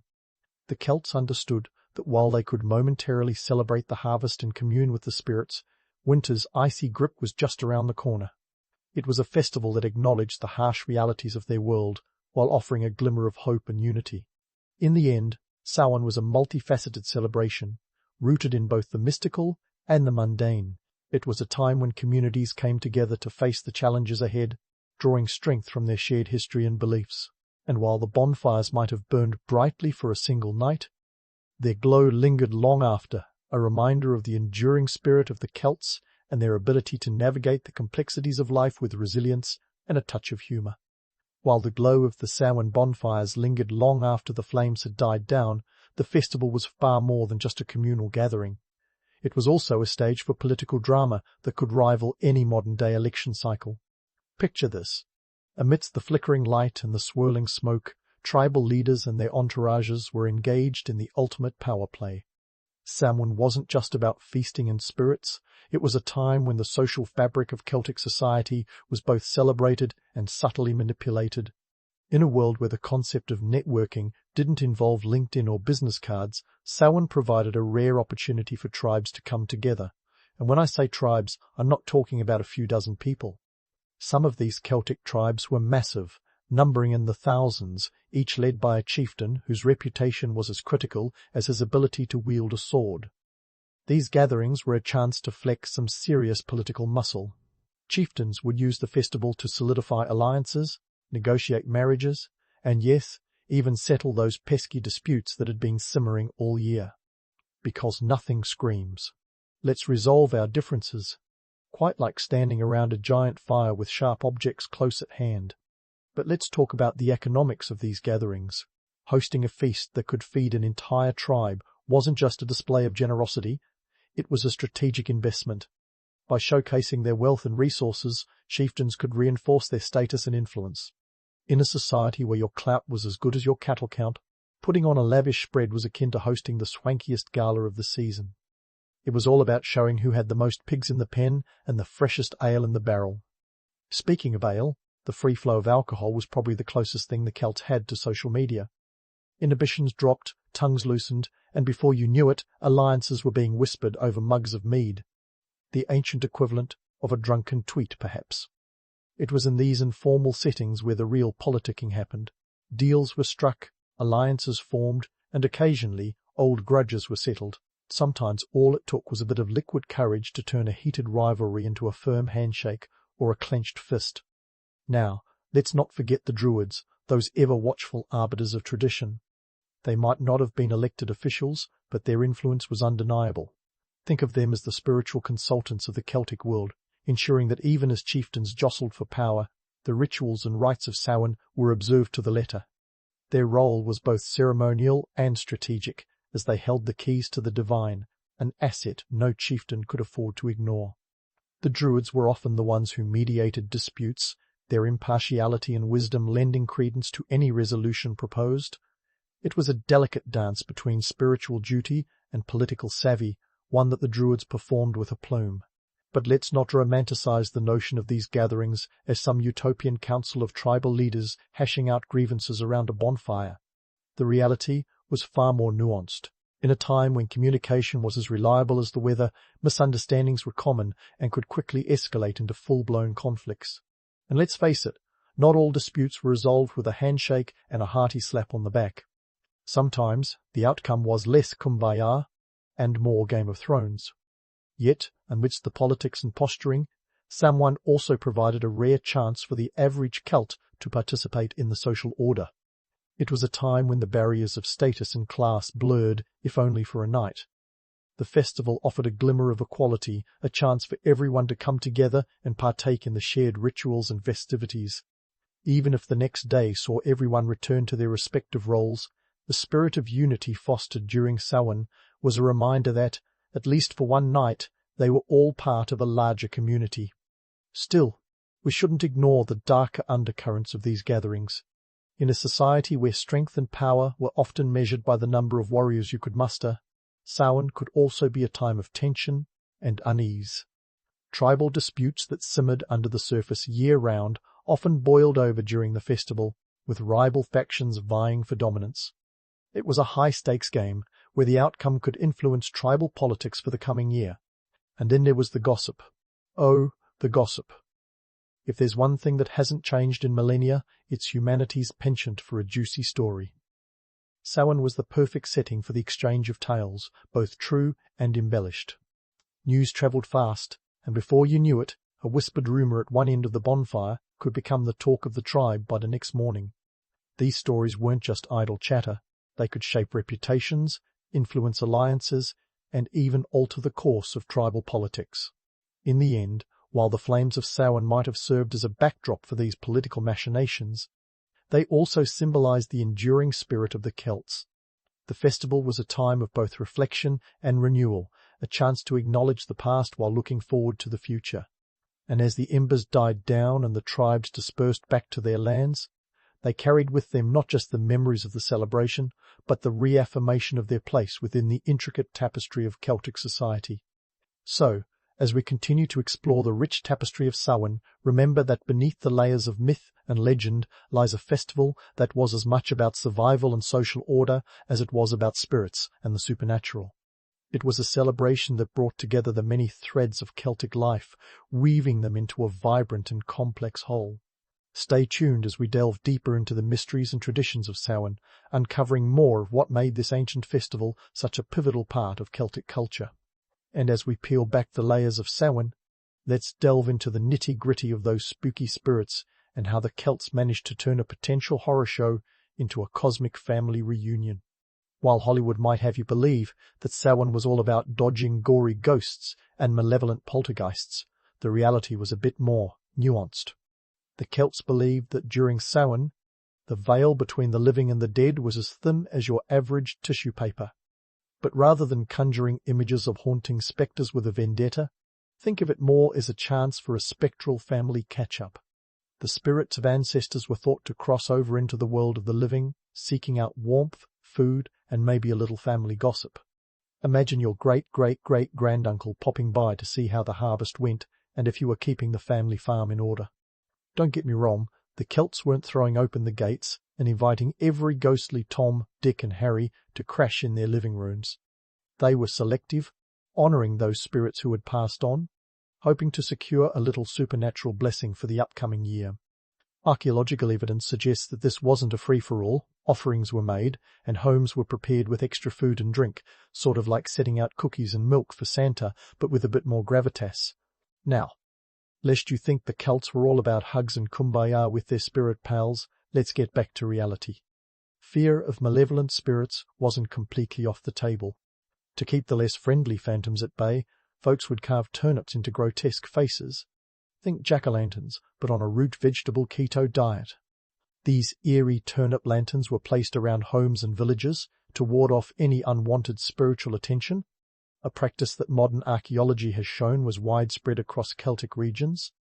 But what about those myths of human sacrifices to appease the spirits? In reality, the evidence is as scant as a ghost's shadow. While some Roman accounts, ever the sensationalists, hint at human offerings, most modern historians agree that these were likely exaggerated tales spun to paint the Celts as barbaric.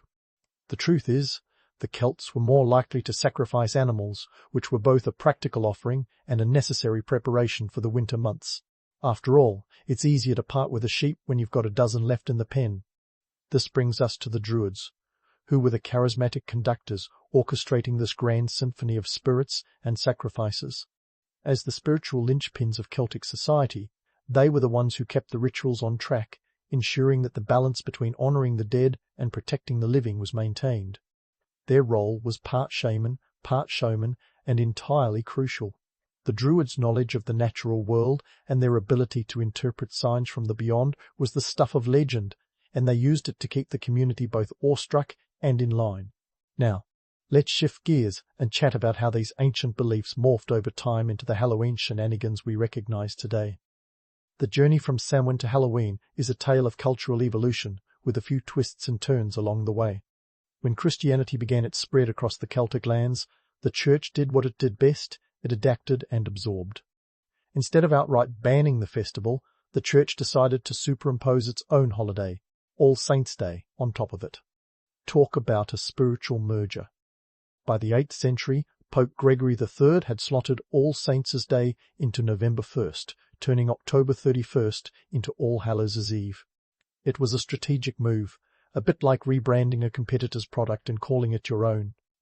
The Church hoped to Christianize the pagan festival, which was a hit-or-miss strategy depending on how you look at it. While the religious overtone shifted, the core of Samhain, honouring the dead, communal gatherings, and yes, even dressing up, remained stubbornly intact. As the centuries ticked by and the New World beckoned, these traditions sailed across the Atlantic with Irish immigrants. In America, the humble turnip lantern got a glow-up, turning into the now iconic pumpkin. By the late 19th century, Halloween had begun to shed its somber spiritual skin and transform into a more community-centric, less supernatural affair. Parades, parties, and costumes became the norm, and the holiday evolved into the candy-coated extravaganza we know today. But hold up, what about the whole trick-or-treating thing? Where does that fit into the grand tapestry of Samhain's legacy? Well, you can thank a mix of medieval customs and 20th century ingenuity. In medieval Britain, the practice of souling involved the poor going door-to-door, offering prayers for the dead in exchange for food. Fast forward to Depression-era America, and this concept morphed into a more light-hearted, less ecclesiastical practice. Kids dressed up in costumes, knocking on doors for candy, and voila, trick-or-treating was born. Let's not forget the economic impact of Halloween today either. What started as a festival for survival now turns a sizable profit. Americans alone spend over $9 billion annually on Halloween, with costumes, candy, and decorations flying off the shelves faster than you can say, boo. It's an economic juggernaut that would likely leave the frugal Celts both amazed and appalled. So, as we unravel the myths and embrace the realities of Samhain, remember that this ancient festival was more than just a ghost story. It was a reflection of the Celts' relationship with life and death, a celebration of community, and a testament to human adaptability. While the costumes and customs may have changed, the essence of Samhain, honouring the past while embracing the present, remains a vibrant thread in the tapestry of modern Halloween. Stay tuned as we continue to explore the many facets of this enigmatic festival, revealing the enduring spirit that has captivated people for centuries. As we continue to explore the many facets of this enigmatic festival, revealing the enduring spirit that has captivated people for centuries. It's time to unravel the tangled web of cultural cross-pollination that transformed Samhain into the Halloween we love today. It's a tale of adaptation, assimilation, and the occasional identity crisis. Think of it as the ultimate cultural mashup. The Romans were the first to gate-crash the Celtic party. When they rolled into Celtic lands around 43 CE, they brought with them two festivals of their own, Feralia, a day to honour the dead, and Pomona, a celebration of the goddess of fruit and trees. The Celts, ever the pragmatic hosts, began to blend some Roman elements into their own traditions. It's like inviting a guest to dinner and finding out they've brought their own dish, except this dish involved apples, which is why bobbing for apples became a thing. The Romans probably didn't foresee their fruity tribute evolving into a party game, but hey, cultural exchanges are unpredictable like that. Fast forward a few centuries to the Christianization of Celtic lands, and you can see the Church's strategic genius, or opportunism, depending on how you look at it, at work. Pope Gregory IV, in 8035 CE, officially designated November 1st as All Saints' Day, conveniently overlaying it on Samhain. It's the kind of religious rebranding that would make a modern marketer proud. The Church aimed to co-opt the festival, but rather than erasing old traditions, it added new layers to them. Despite the Church's efforts, the Celts weren't going to let go of their bonfires and ghost stories that easily. Instead, they did what humans do best. They blended old and new, creating a hybrid celebration that defied strict categorization. As we continue down the timeline, let's skip across the Atlantic to America. By the 19th century, Irish immigrants were bringing their Halloween traditions with them, and the New World was ready for a reinvention. Instead of grim gatherings, Halloween morphed into a lively community affair. The dour turnips were swapped for pumpkins, which were both easier to carve and more American in scale. Everything's bigger in the States, right? The pumpkin jack-o'-lanterns became a symbol of Halloween, a glowing reminder of those ancient Celtic turnips with a distinctly modern twist. But here's where things get interesting. Halloween's transformation wasn't just about cultural exchange. It was also an economic opportunity. In the early 20th century, communities looking to curb the pranks and mischief associated with the night, because who wants to wake up to a yard fully toilet-papered, began organizing Halloween parties. Retailers saw an opportunity to cash in, paving the way for Halloween's commercial boom. By the 1950s, Halloween had become a full-blown consumer event, and the candy industry was more than happy to sweeten the deal. Trick-or-treating took off, and candy companies laughed all the way to the bank. And boy did it take off. By 2023, Halloween spending in the US alone topped $10 billion, with candy sales accounting for a hefty $3 billion of that. That's more sugar than a dentist could dream of, and more cavities than a parent could dread. Costumes, too, became a major player in the Halloween economy. From homemade ghost sheets to elaborate store-bought creations, dressing up was no longer about warding off spirits, but rather showcasing creativity and sometimes questionable taste. Sexy corn, anyone? Yet, even as Halloween evolved, it retained those core elements of community and transformation that hark back to its Celtic roots. The costumes, the gatherings, the rituals. They're all echoes of Samhain's original essence, albeit with a few modern twists. Sure, the ancient Celts might raise an eyebrow at our penchant for turning everything into a costume contest, but they probably appreciate the spirit of it all. After all, it's a night to embrace the liminal space where anything seems possible, a tradition that's as old as time itself. But let's not kid ourselves. Halloween today often glosses over the deeper, reflective aspects of Samhain. It's less about the cycle of life and death, and more about who has the best costume or the biggest sugar rush. The commercialized spectacle can overshadow the festival's origins, turning a night of profound cultural significance into a consumerist free-for-all. Yet, beneath the surface, the echoes of Samhain remain, a reminder of our enduring fascination with what lies beyond the veil.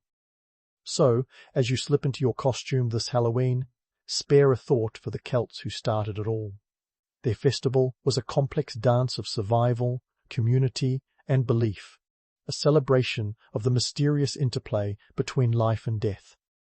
While today's Halloween might focus more on fun and fright, its roots are firmly planted in the rich tapestry of human history.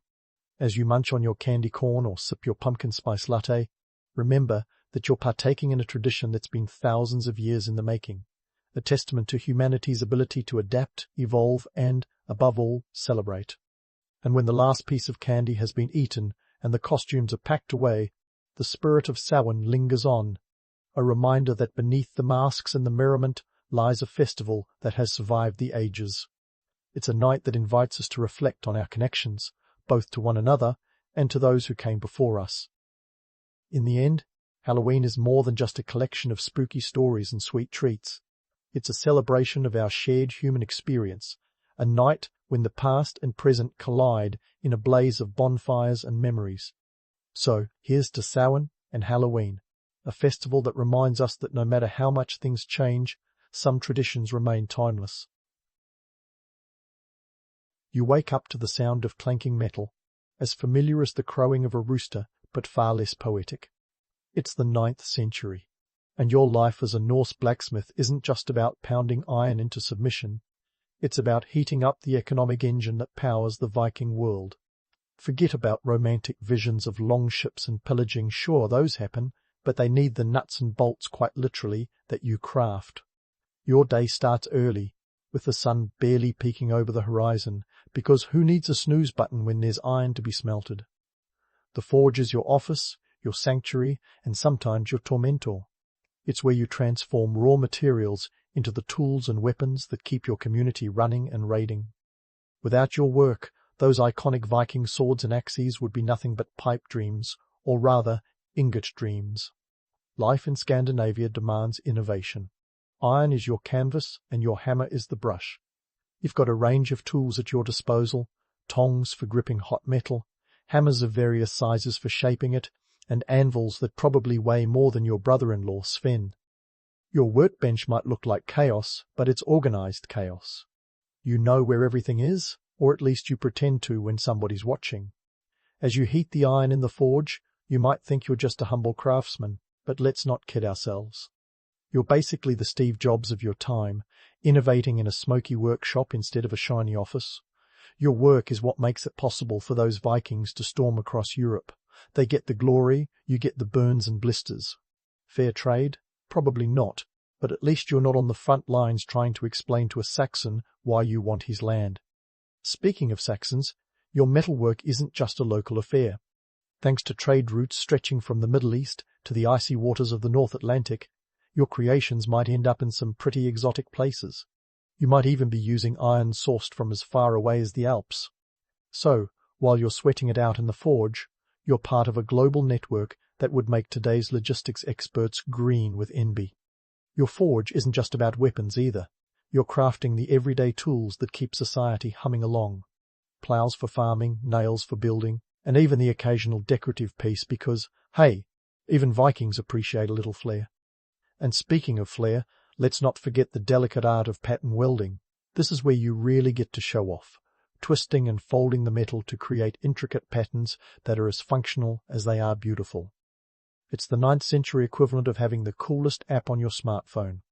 The demand for your skills is high, which is both a blessing and a curse. On one hand, your trade makes you indispensable.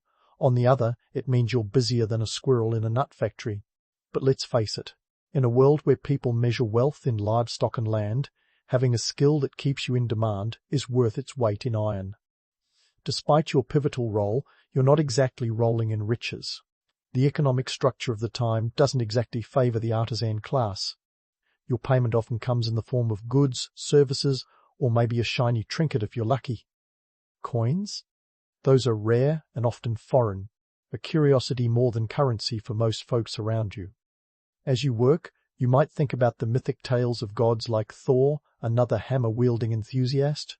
Sure, he gets to throw his hammer and have it come back like a lethal boomerang, but you know the real skill lies in the precision and patience it takes to create something enduring. It's not about the flash, it's about the function.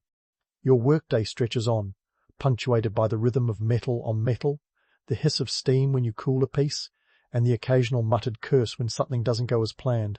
But when you finally hang up your apron for the day, you've done more than just make objects. You've contributed to the lifeblood of your society.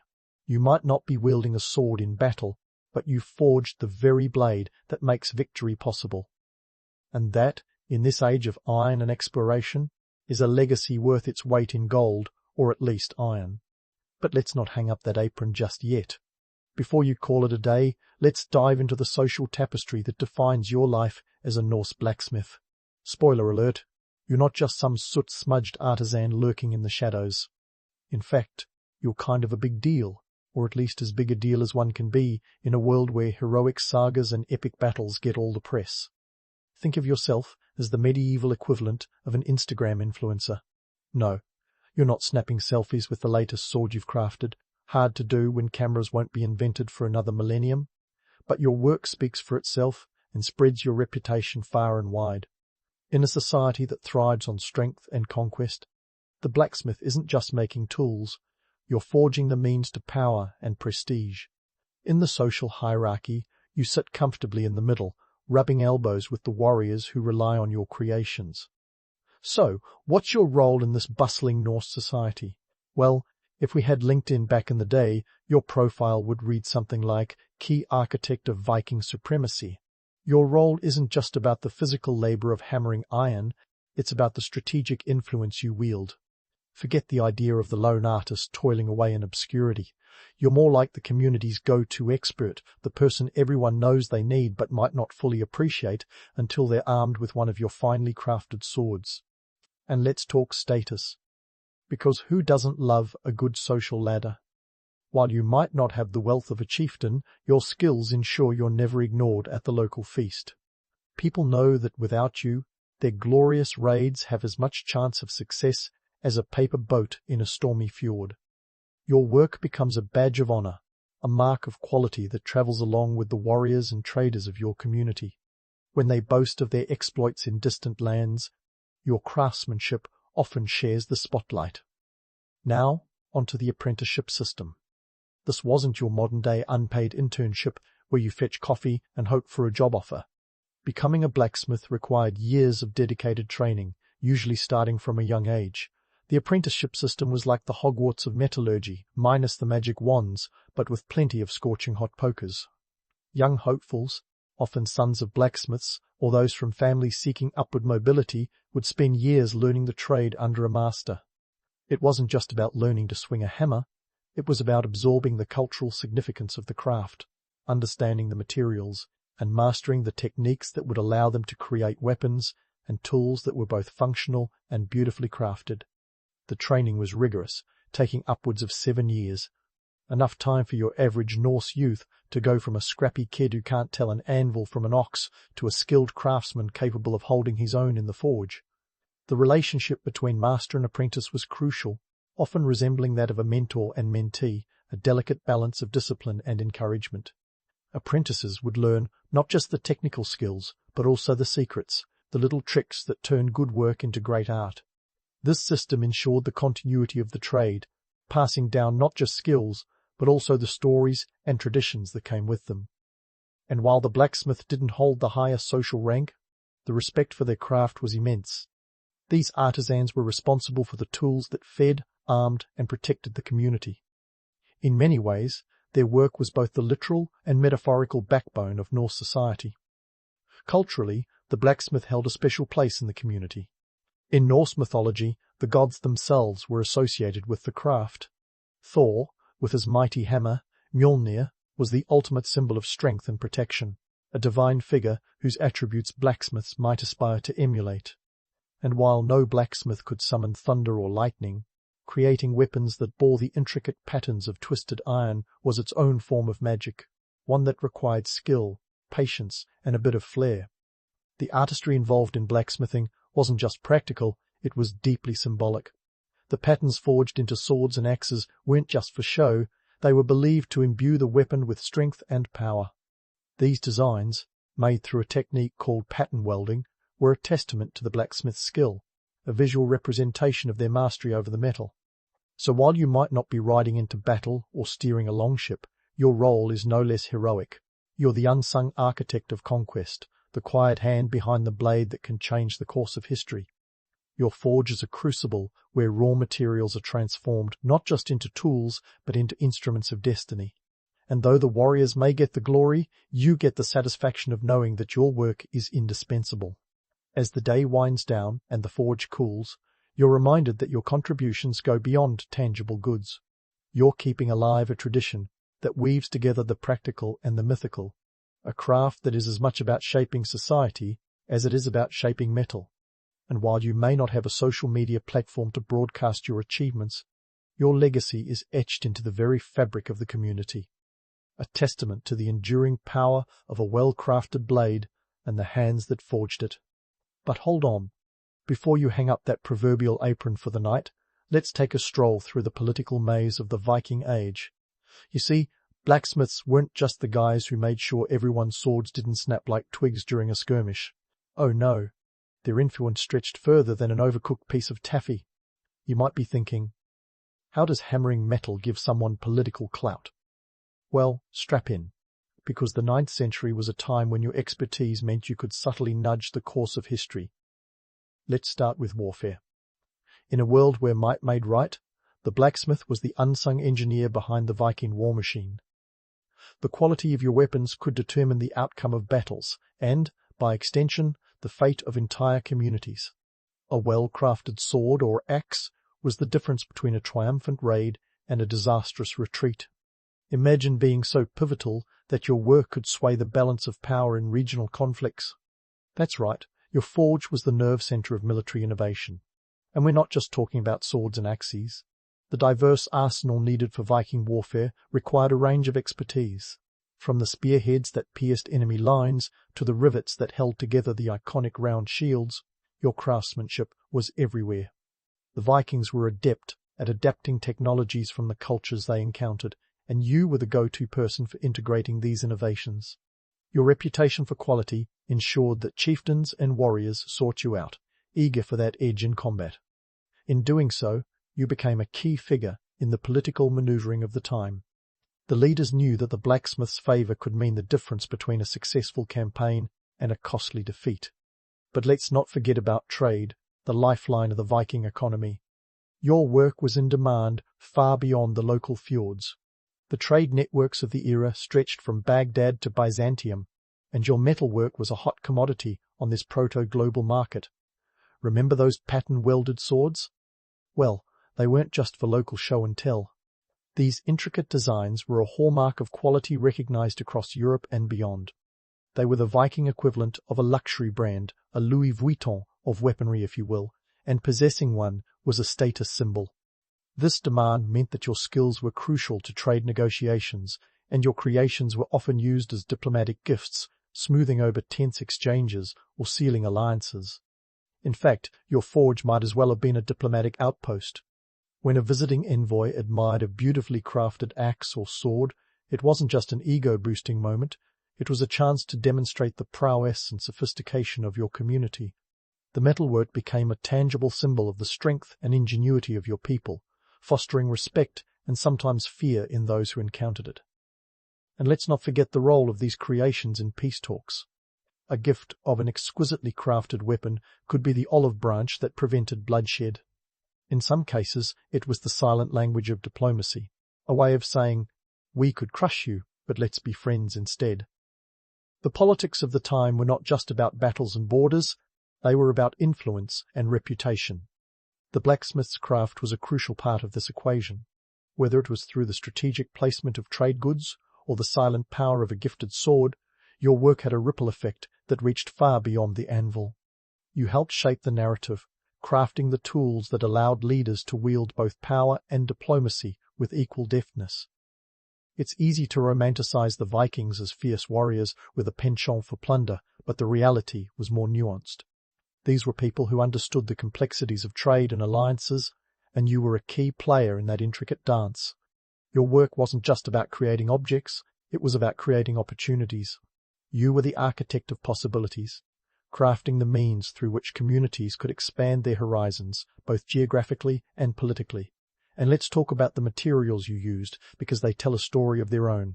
Iron wasn't just lying around waiting for you to pick it up.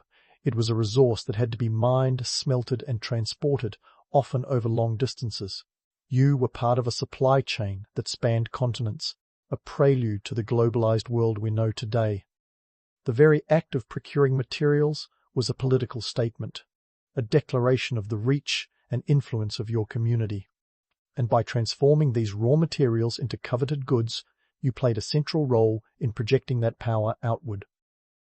In this world, where every tool and weapon was a potential game-changer, your forge was the beating heart of political strategy. You were the silent strategist, the unseen hand shaping the destinies of chieftains and kings. Your hammer could sway more than just metal, it could sway the course of history itself.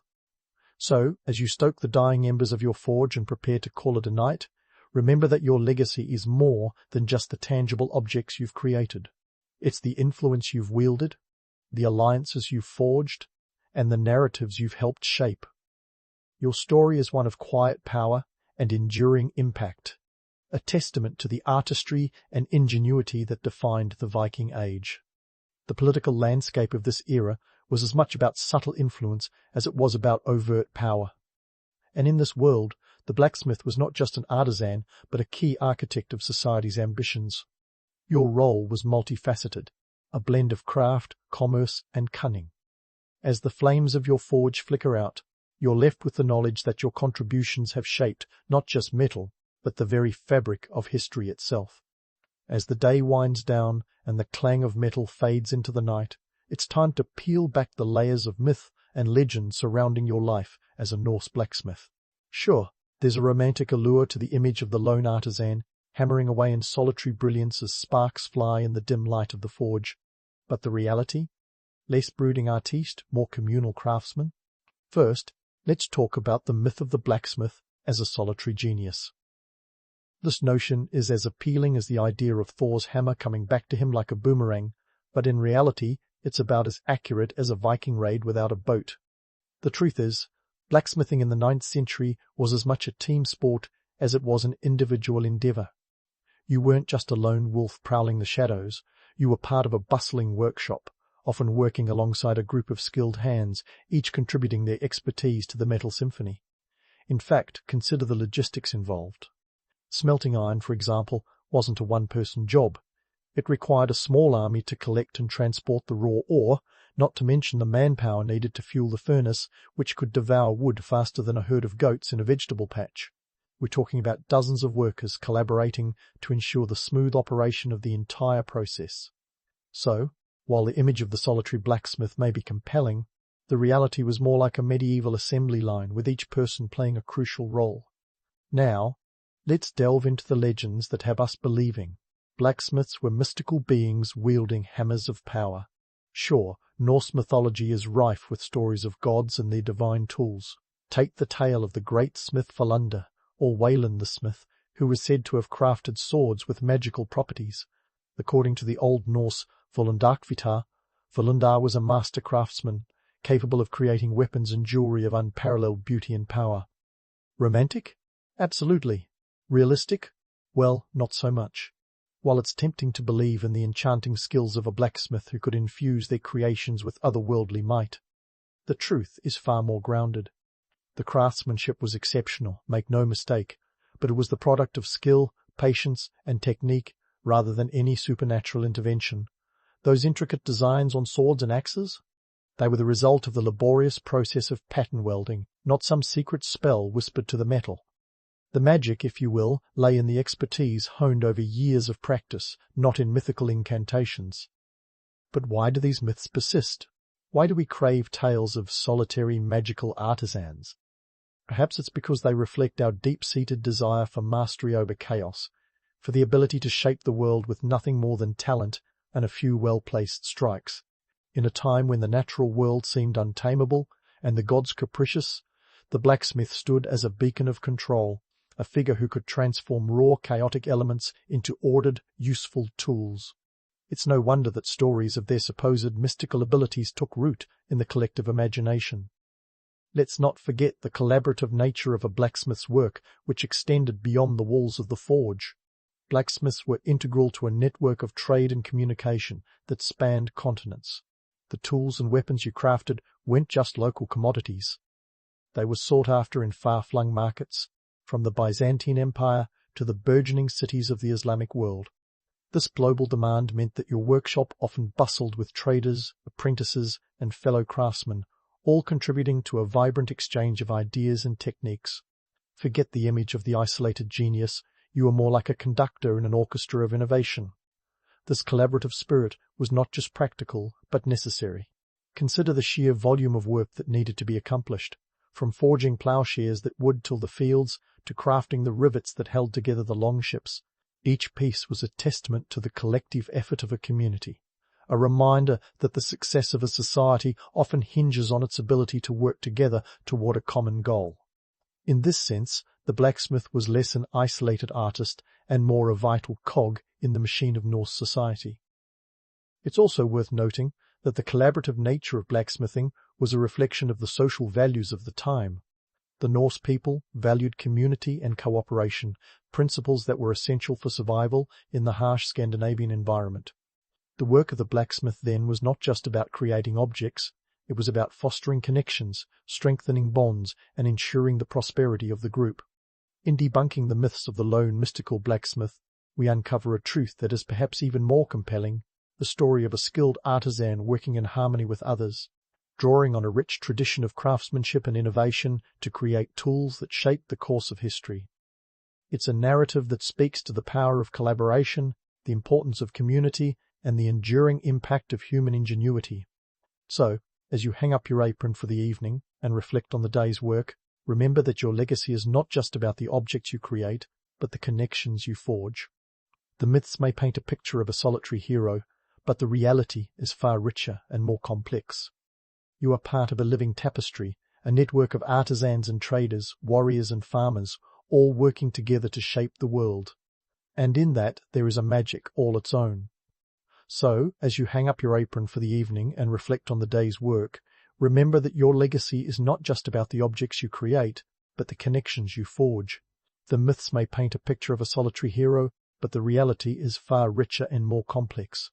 You are part of a living tapestry, a network of artisans and traders, warriors and farmers, all working together to shape the world. And in that, there is a magic all its own. But let's not toss all those myths into the fire just yet.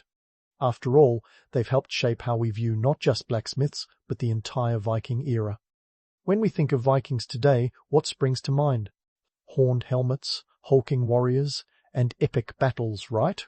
Sorry to burst your bubble, but those helmets never existed, and the reality was a touch less cinematic. Yet, it's precisely these romanticized images that have kept the Viking legacy alive in pop culture, fueled partly by the aura of craftsmanship and innovation that blacksmiths brought to the table. Now, let's delve into the nuts and bolts of the legacy left by Norse blacksmiths. Their impact on modern perceptions of the Vikings is as ironclad as the swords they forged. The techniques they developed laid the groundwork for what we consider advanced metalworking today. We're talking about innovations that were centuries ahead of their time, like pattern welding. This technique, where strips of steel and iron were twisted and folded together, wasn't just for show. It was a masterclass in metallurgy that added strength and flexibility to the blade, making it less likely to snap in the heat of battle. It's akin to the difference between a modern chef's knife and a butter knife. Both cut, but one does it with finesse and durability. And the blacksmiths weren't just tinkering in isolation. Their techniques influenced metalworking across Europe. As Viking traders and raiders spread their wings, or rather sails, their tools and weapons became sought-after commodities, influencing craft traditions from the British Isles to the Byzantine Empire. The spread of these techniques was like the medieval version of a viral trend, only instead of TikTok dances, it was the art of bending metal to your will. Fast forward to today, and the echoes of Norse ingenuity are still clanging away in modern forges. The techniques perfected by these craftsmen have evolved but remain foundational. Modern blacksmiths may use power hammers instead of swinging their own, but the principles, heat, hammer, and anvil, are timeless. And let's not ignore the aesthetic influence. The intricate designs that once graced Viking swords now inspire everything from jewelry to furniture, proving that the art of the blacksmith transcends mere utility. But what about the economics of it all? In the Viking Age, the value of a blacksmith's work was measured in metal and muscle. Iron was the currency of choice, and a skilled blacksmith could command a decent trade for their labour, though they were never rolling in riches. Today, the legacy of that labour is worth its weight in gold, quite literally. authentic Viking artifacts fetch thousands at auction, and modern reproductions are popular collector's items, thanks in no small part to the enduring allure of the Viking mythos. And here's a sharp observation for you. The blacksmith's forge was the original startup incubator. It was the place where innovation and entrepreneurship met the demands of the time. Each piece crafted was a prototype, tested in the brutal marketplace of survival and warfare. The stakes were high, and failure could mean the difference between life and death, not just for the artisan, but for the community that relied on his craft. But let's not forget the human element, the blacksmiths themselves. These were individuals who, through skill and perseverance, turned raw materials into the lifeblood of their society. They were the unsung heroes of their age, whose contributions went largely unrecognized in the sagas and epics that celebrated the warriors they equipped. Yet their legacy endures in every iron ring, every steel blade that bears the mark of their craft. As we wrap up this journey through the forge, let's take a moment to appreciate the understated genius of those Norse blacksmiths. They may not have had social media to flaunt their skills or TED Talks to explain their innovations, but they left a mark on history as indelible as the patterns on their blades. The techniques and tools they developed were not just products of their time, but the building blocks of future advancements in metallurgy. In a world where technology races forward at a dizzying pace, it's easy to overlook the simple brilliance of those ancient innovators. Yet, their story is a poignant reminder that sometimes the most profound legacies are forged not in the grandiose halls of power, but in the humble glow of a forge. So, next time you marvel at a piece of metalwork, whether it's a sleek modern sculpture or a simple kitchen knife, remember the blacksmiths of the 9th century. They may have been working with iron and steel, but their true medium was the enduring spirit of human creativity. And there it is. The legacy of Norse blacksmiths is a testament to the power of craft, the importance of community, and the enduring allure of myth. It's a story of innovation and adaptation, of skill and tenacity that resonates through the ages. As the embers of your forge glow softly in the twilight, you can rest easy knowing that your hammer strikes have not just shaped metal, but have also forged a legacy that will echo through history long after the sparks have faded. You wake up to the sound of waves lapping against the hulls of docked ships, a salty breeze wafting through the open window of your modest home in Knossos, the bustling heart of Minoan Crete. It's the 2nd millennium BC, and you're a trader, which means you're not exactly living the life of leisure. But hey, at least you're not stuck chiseling frescoes all day, right? As you stretch and shake off the last shreds of sleep, you've got a full day of navigating the bustling port ahead of you. Knossos, the so-called center of Minoan civilization, is a hive of activity, a place where trade, politics, and intrigue blend as smoothly as the olive oil you ship off to distant shores. The city is practically a metropolis of the Bronze Age world, with its complex of palaces and network of roads.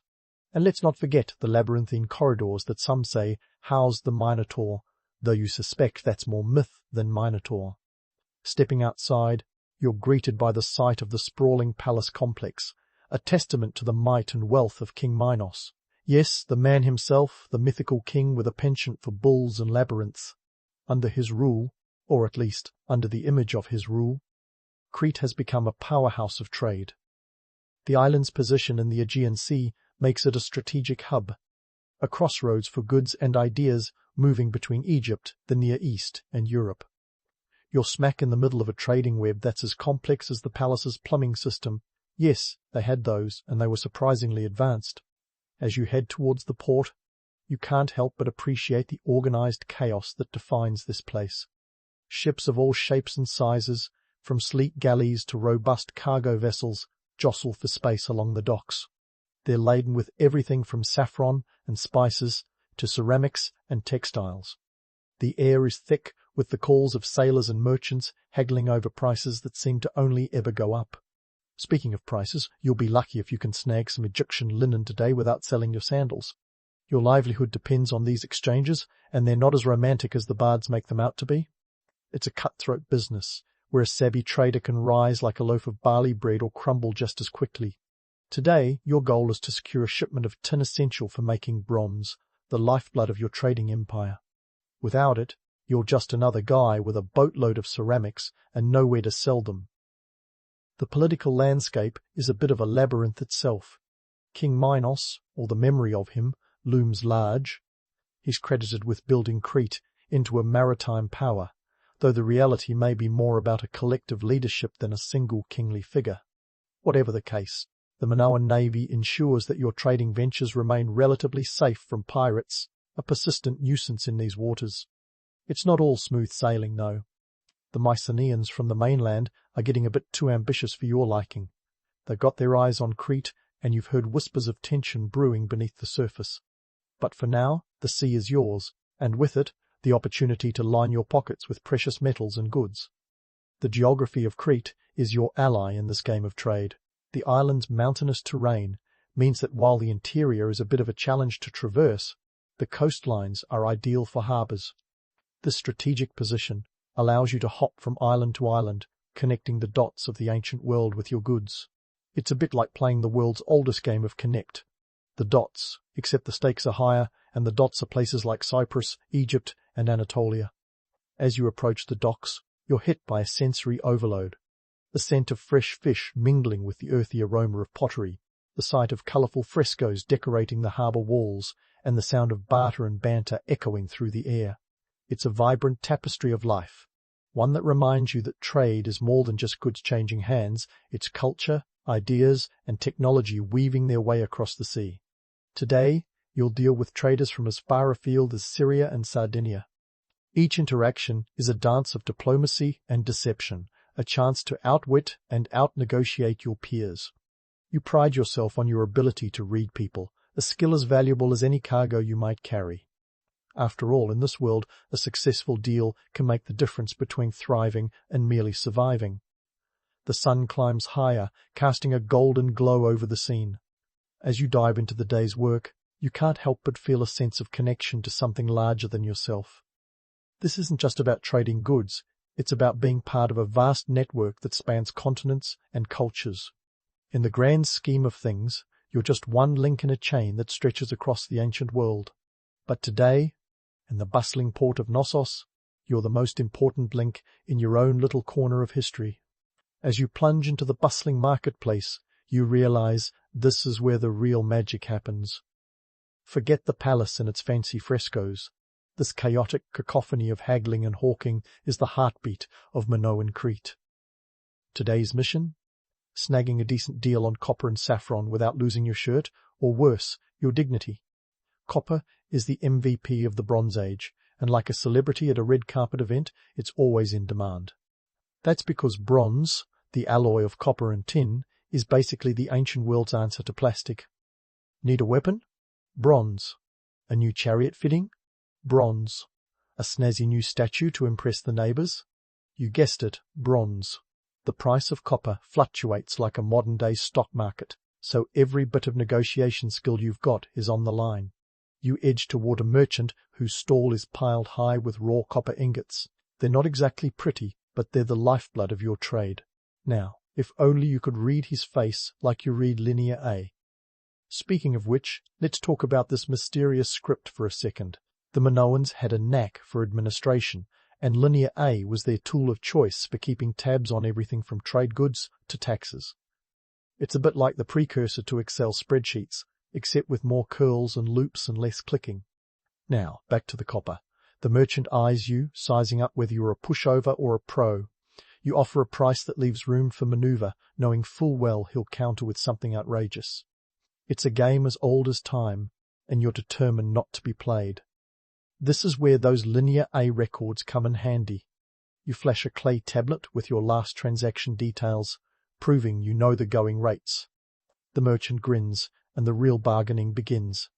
Next up, saffron. This spice is worth more than its weight in gold, and its vibrant threads are the secret behind Minoan textiles that rival even the finest Egyptian linen. You approach a stall draped in rich fabrics, their colours practically shouting for attention. The woman behind the counter is as sharp as they come. You know you're in for a duel of wits. Saffron is harvested by hand from the crocus flower, making it a labour-intensive luxury. The market price can make or break your profit margins, so you launch into negotiations with the finesse of a diplomat. She counters your offer with a number that would make even King Minos balk, but you hold your ground. After all, this isn't your first time at the saffron rodeo. As you haggle, it's hard not to marvel at the sheer complexity of this marketplace. Goods flow in from across the known world, each piece of pottery or bundle of herbs a testament to the interconnectedness of ancient economies. The Minoans didn't just sit around painting pretty pictures. They were economic powerhouses, orchestrating a trade network that stretched from Syria to Sardinia. But let's not get too romantic here. The myth of the peaceful Minoans is about as credible as a snake oil salesman. Sure, they left behind few signs of fortifications and war, but that doesn't mean they were all kumbaya and olive branches. Maintaining control over trade routes wasn't just about good vibes and persuasive rhetoric, it was about power and sometimes intimidation. Pirates were the mosquitoes of the Aegean, annoying at best, deadly at worst. The Minoans had a navy that could flex its muscles when needed, ensuring their sea lanes were more or less safe for business. And let's not forget about protection money, pragmatic insurance policies that kept the peace between traders and those pesky sea bandits. It's a little like paying the neighborhood bully to keep your lunch money safe, except your lunch is a shipment of valuable tin. The Minoan traders were like the ancient world's version of the mafia, minus the pinstripe suits. They knew how to play the game, using diplomacy where possible and force where necessary. The narrative of a peaceful, idyllic society is tempting, sure, but the reality was far more Machiavellian. It's a tale of power, protection, and the occasional under-the-table agreement that kept the wheels of commerce turning. As you close your deals and pocket your gains, the sun is climbing higher, casting sharp shadows over the marketplace. The day is just getting started, and there's a sense of momentum propelling you forward. The market is a microcosm of a world where survival is about more than just having the best goods. It's about strategy, savvy, and sometimes a little bit of swagger. With the copper and saffron secured, you take a moment to soak in the sights and sounds of the market. It's a place where fortunes are made and lost, where legends are born, and where the reality of trade is as gritty and complex as the linear script you use to tally your accounts. The myths may paint a picture of serene sophistication, but the truth is, the Minoan world was as cutthroat as any modern business environment. As you navigate the rest of your day, the marketplace continues to hum with activity, a vibrant testament to the economic engine that drives Minoan society. The deals you've struck today will ripple outwards, connecting you to a vast web of traders and merchants, each one playing their part in the grand tapestry of ancient trade. In the end, you're not just a trader, you're a key player in a civilization that's writing its own history in clay tablets and copper ingots. And as the sun begins its descent, casting a golden glow over the island, you can't help but feel a sense of satisfaction. You're part of something bigger, something that's shaping the world one transaction at a time. But for now, there's still work to be done, deals to make, and myths to unravel. Onward, into the labyrinthine world of Minoan trade. As you wind your way through the bustling marketplace, your mind drifts towards thoughts of lunch. In Minoan Crete, meals aren't just about sustenance. They're a social ritual, a chance to swap stories and news over olives, barley bread, and maybe, if you're lucky, a bit of honeyed cheese. Today, lunch is served with a side of gossip from the far corners of the world. The sun is hitting its stride by the time you sit down with a few fellow traders under the shade of a fig tree. The conversation naturally veers to the latest whispers from Egypt and the Near East, a world away but closer than you'd think, thanks to the wonders of Bronze Age shipping. The Minoans might not have had Instagram, but they certainly had their ways of staying in the loop. Your trading network is like the Wi-Fi of the ancient world, connecting you to hotspots like Egypt, Cyprus, and Anatolia. Yes, Anatolia, the land known for copper, and a little thing called the Hittite Empire. You see, the Minoans weren't island hermits painting pretty pictures in isolation. They were more like cultural sponges, soaking up influences from every ship that docked in Knossos. Take the Egyptian connection, for example. Egypt's new kingdom is a powerhouse, and you've heard tales of pharaohs with gold bling that would make a rock star blush. Minoan traders ship out olive oil, wine, and textiles, and in return they bring back papyrus, gold, and the latest styles in Egyptian fashion. It's like a cross-continental fashion week, except the runways are dusty roads and the models are more likely to be donkeys than divas. And let's talk about cultural exchanges. The Minoans were artists, yes, but they were also unashamed copycats, borrowing motifs and techniques from the best. Those frescoes you're so proud of? They owe a lot to Egyptian art with its vibrant colors and dynamic scenes. And those fancy ceramics? A little Anatolian flair never hurt anyone. In fact, it's what made Minoan pottery so sought after. They took the best ideas, put a Cretan spin on them, and voila! Instant art that was as much a product of global influences as it was of local innovation. Debunking the isolation myth is like popping a bubble.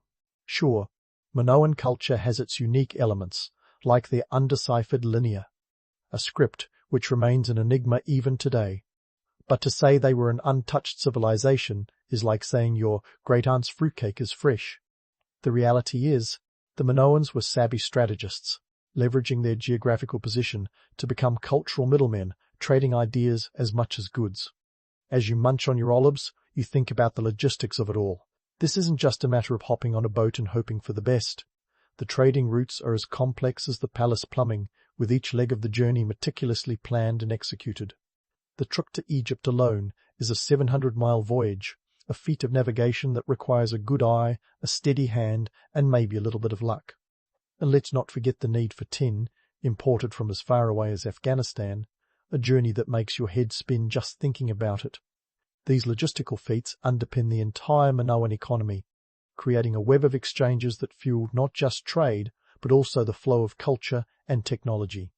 You look at your fellow traders, each one a cog in this vast machine, each deal a thread in the tapestry of Minoan life. It's a complex tapestry woven with the threads of a dozen different cultures, each one adding its own color and texture.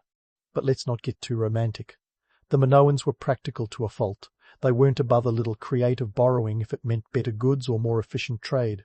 The idea that they were some kind of peaceful utopia is as much a myth as the Minotaur. Their power wasn't just built on pretty pictures and fine pottery. It was built on shrewd deals, strategic alliances, and, when necessary, a show of force that would make even the most stalwart trader think twice. So, as you polish off your barley bread and prepare to dive back into the chaos of the docks, you remind yourself of the reality behind the romantic veneer. The Minoans were masters of the game, playing with a finesse that kept them a step ahead of their rivals. Their culture was a patchwork quilt, stitched together from the best parts of the world they traded with, each piece a testament to their far-reaching connections. With lunch wrapped up, you return to the bustling port, ready to tackle the rest of the day. As the sun dips lower in the sky, casting long shadows across the harbour, you can't help but feel the pull of history. You're a part of something grander than yourself, a player in a story that's still being written, one transaction at a time. And while the myths might tell of serene sophistication, you know the truth. The Minoans were as complex, dynamic, and interconnected as any modern society, and their story is far from over. As you step back into the bustling harbour, it's time to turn our gaze seaward and unravel the mysteries of Minoan maritime mastery. Picture this: a sleek Minoan ship cutting through the azure Aegean waters, a feat of engineering that's as much about survival as it is about style. These vessels were the sports cars of the ancient world, fast, agile, and designed to carry not just goods, but the hopes and dreams of an entire civilization. Now, let's talk construction. Your typical Minoan ship was a long, narrow affair, crafted with painstaking precision. Imagine a massive wooden jigsaw puzzle, each piece carved to fit seamlessly with its neighbours. These ships, often measuring up to 20 meters long, were built using a technique known as shell-first construction. In layman's terms, they started with the outer hull, piecing together planks like a giant wooden quilt before adding the internal structure. It's like building a house from the roof down, a method that's both bold and brilliant. Forget nails and screws. The Minoans used wooden pegs and leather straps to bind their ships together. It was craftsmanship that would make a modern IKEA engineer weep with envy. The wood itself was typically sourced from Crete's own forests, or occasionally imported from as far afield as Lebanon, where the famed cedar trees offered strength and durability. Talk about a long-distance relationship. But let's get to the nitty-gritty: navigation. The Minoans didn't have GPS or Google Maps, but they did have the sun, stars, and the occasional landmark to guide their way. These sailors were like human compasses, using the position of the sun during the day and the North Star at night to chart a course. They also relied on the winds, particularly the Etesian winds, those seasonal northwesterlies that blew reliably during the summer months, pushing ships gently southward like a cosmic nudge in the right direction. Of course, there's nothing like a little adversity to remind you of your mortality. The seas around Crete could be treacherous, a fact that would have made even the hardiest sailor mutter a few choice words to Poseidon. Storms could whip up without warning, and the rocky coastlines were like nature's own version of a fender bender. Navigational tools were rudimentary at best. The Minoans might have used charts, though none have survived to tell the tale.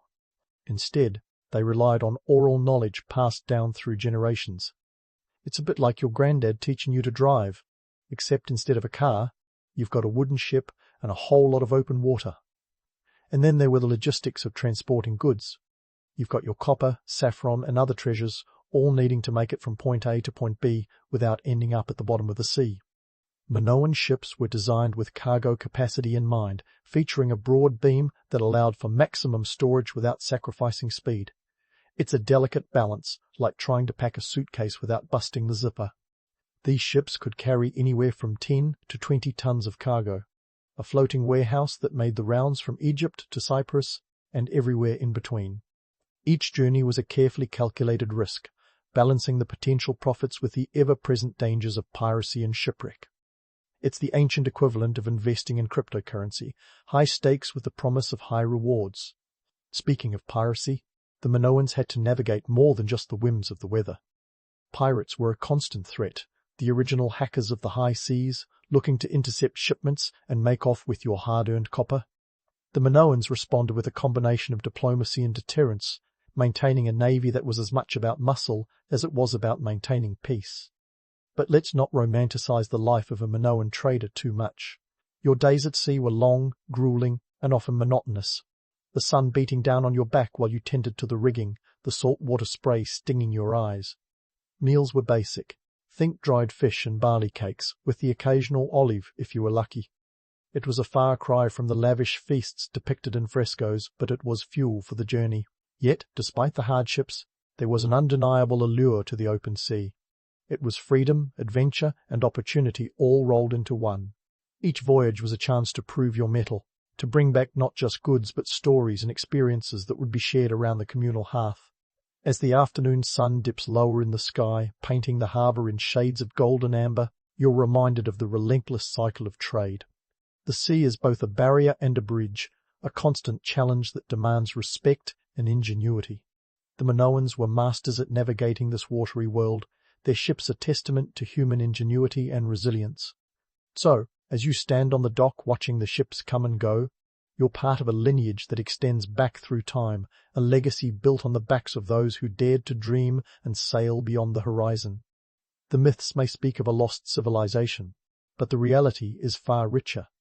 A tapestry of trade, technology, and tenacity that continues to echo across the ages. As the sun sinks below the horizon, casting a warm glow over the bustling port of Knossos, you take a moment to breathe in the salty air and reflect on the day's deals. The marketplace is winding down, and the once chaotic symphony of haggling voices and creaking ship masts is now a gentle lullaby of waves against the docks, a perfect time to tally up the day's profits and losses. So, let's get down to brass tacks, or in this case, bronze tacks. You've secured your copper and saffron, not to mention a few choice textiles that would make even the most fashion-forward Minoan go green with envy. But what does it all mean for your bottom line? Well, in today's currency of olive oil and barley, you've done quite well. The copper alone could fetch enough to fund your next voyage, while the saffron is practically a gold mine in floral form. Now, why do these exchanges matter so much? It's simple. Trade is the lifeblood of the Minoan economy. Without it, the grand palaces and their frescoed walls would be nothing more than crumbling ruins. It's the trade that brings wealth, and with it, power. Minoan Crete didn't just stumble into prosperity, it sailed there on the backs of its traders. That tin from Afghanistan? It's the stuff that keeps the bronze flowing, and with bronze comes everything from weapons to tools, making it the foundation of both daily life and Minoan dominance. And here's a fun fact. Knossos wasn't just a pretty face. Some estimates suggest that the palace complex covered around 20,000 square meters, housing not just the elite, but a bustling hive of economic activity. The Minoans weren't hoarding gold like a dragon in a cave. They were reinvesting it into their society, building infrastructure, and fostering a culture that still captivates us today. But hold on, let's not get too swept away by the romance of it all. The Minoans weren't just trading for the love of art and architecture. They were strategic and often ruthless in their pursuit of economic supremacy. Their naval strength wasn't just for show. It protected their interests, keeping those pesky pirates at bay and ensuring that their trade routes remained as open as a Minoan amphora. Yet, even the most finely tuned economic engine can hit a snag. Enter the decline of Minoan civilization, a historical whodunit that continues to perplex scholars. Was it the volcanic eruption at Thera around 1600 BC that spewed ash and chaos across the region? Or was it the economic competition from those pesky Mycenaeans who were chomping at the bit to take over? Some suggest it was a combination of both, a 1-2 punch that the Minoans couldn't dodge. Let's talk numbers. The eruption at Thera was a cataclysmic event, possibly ranking at a 6 or 7 on the volcanic explosivity index. It would have sent shockwaves, literally and metaphorically, across the Mediterranean, devastating crops and disrupting trade. It's like the ancient version of a stock market crash, only with more ash and fewer analysts. Then there's the economic angle. By the time the Mycenaeans started flexing their muscles, the Minoan economy was already on shaky ground. The Mycenaeans, with their fortified palaces and militaristic culture, weren't just knocking on Crete's door, they were kicking it down. By around 1400 BC, they had taken control of Knossos, marking the end of Minoan dominance. But even in decline, the Minoans left a legacy that's hard to shake. Their influence permeated the Mycenaean culture, and through it, the classical Greek world that followed. When you think of Greek mythology, with its labyrinths and minotaurs, you're really glimpsing echoes of the Minoan past.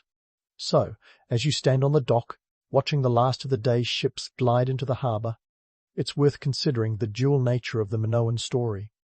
It's a tale of beauty and brutality, of art and ambition. The myths may paint a picture of a peaceful, idyllic society, but the truth is far more complex. It's a civilization built on trade, sustained by strategy, and ultimately undone by forces both natural and man-made. And isn't that the story of history itself? A tapestry of triumphs and tragedies, woven together by the choices of those who dared to dream and scheme? The Minoans, with their ships and saffron, were a testament to the power of human ingenuity. They may have vanished into the mists of time, but their story, like the sea, is eternal.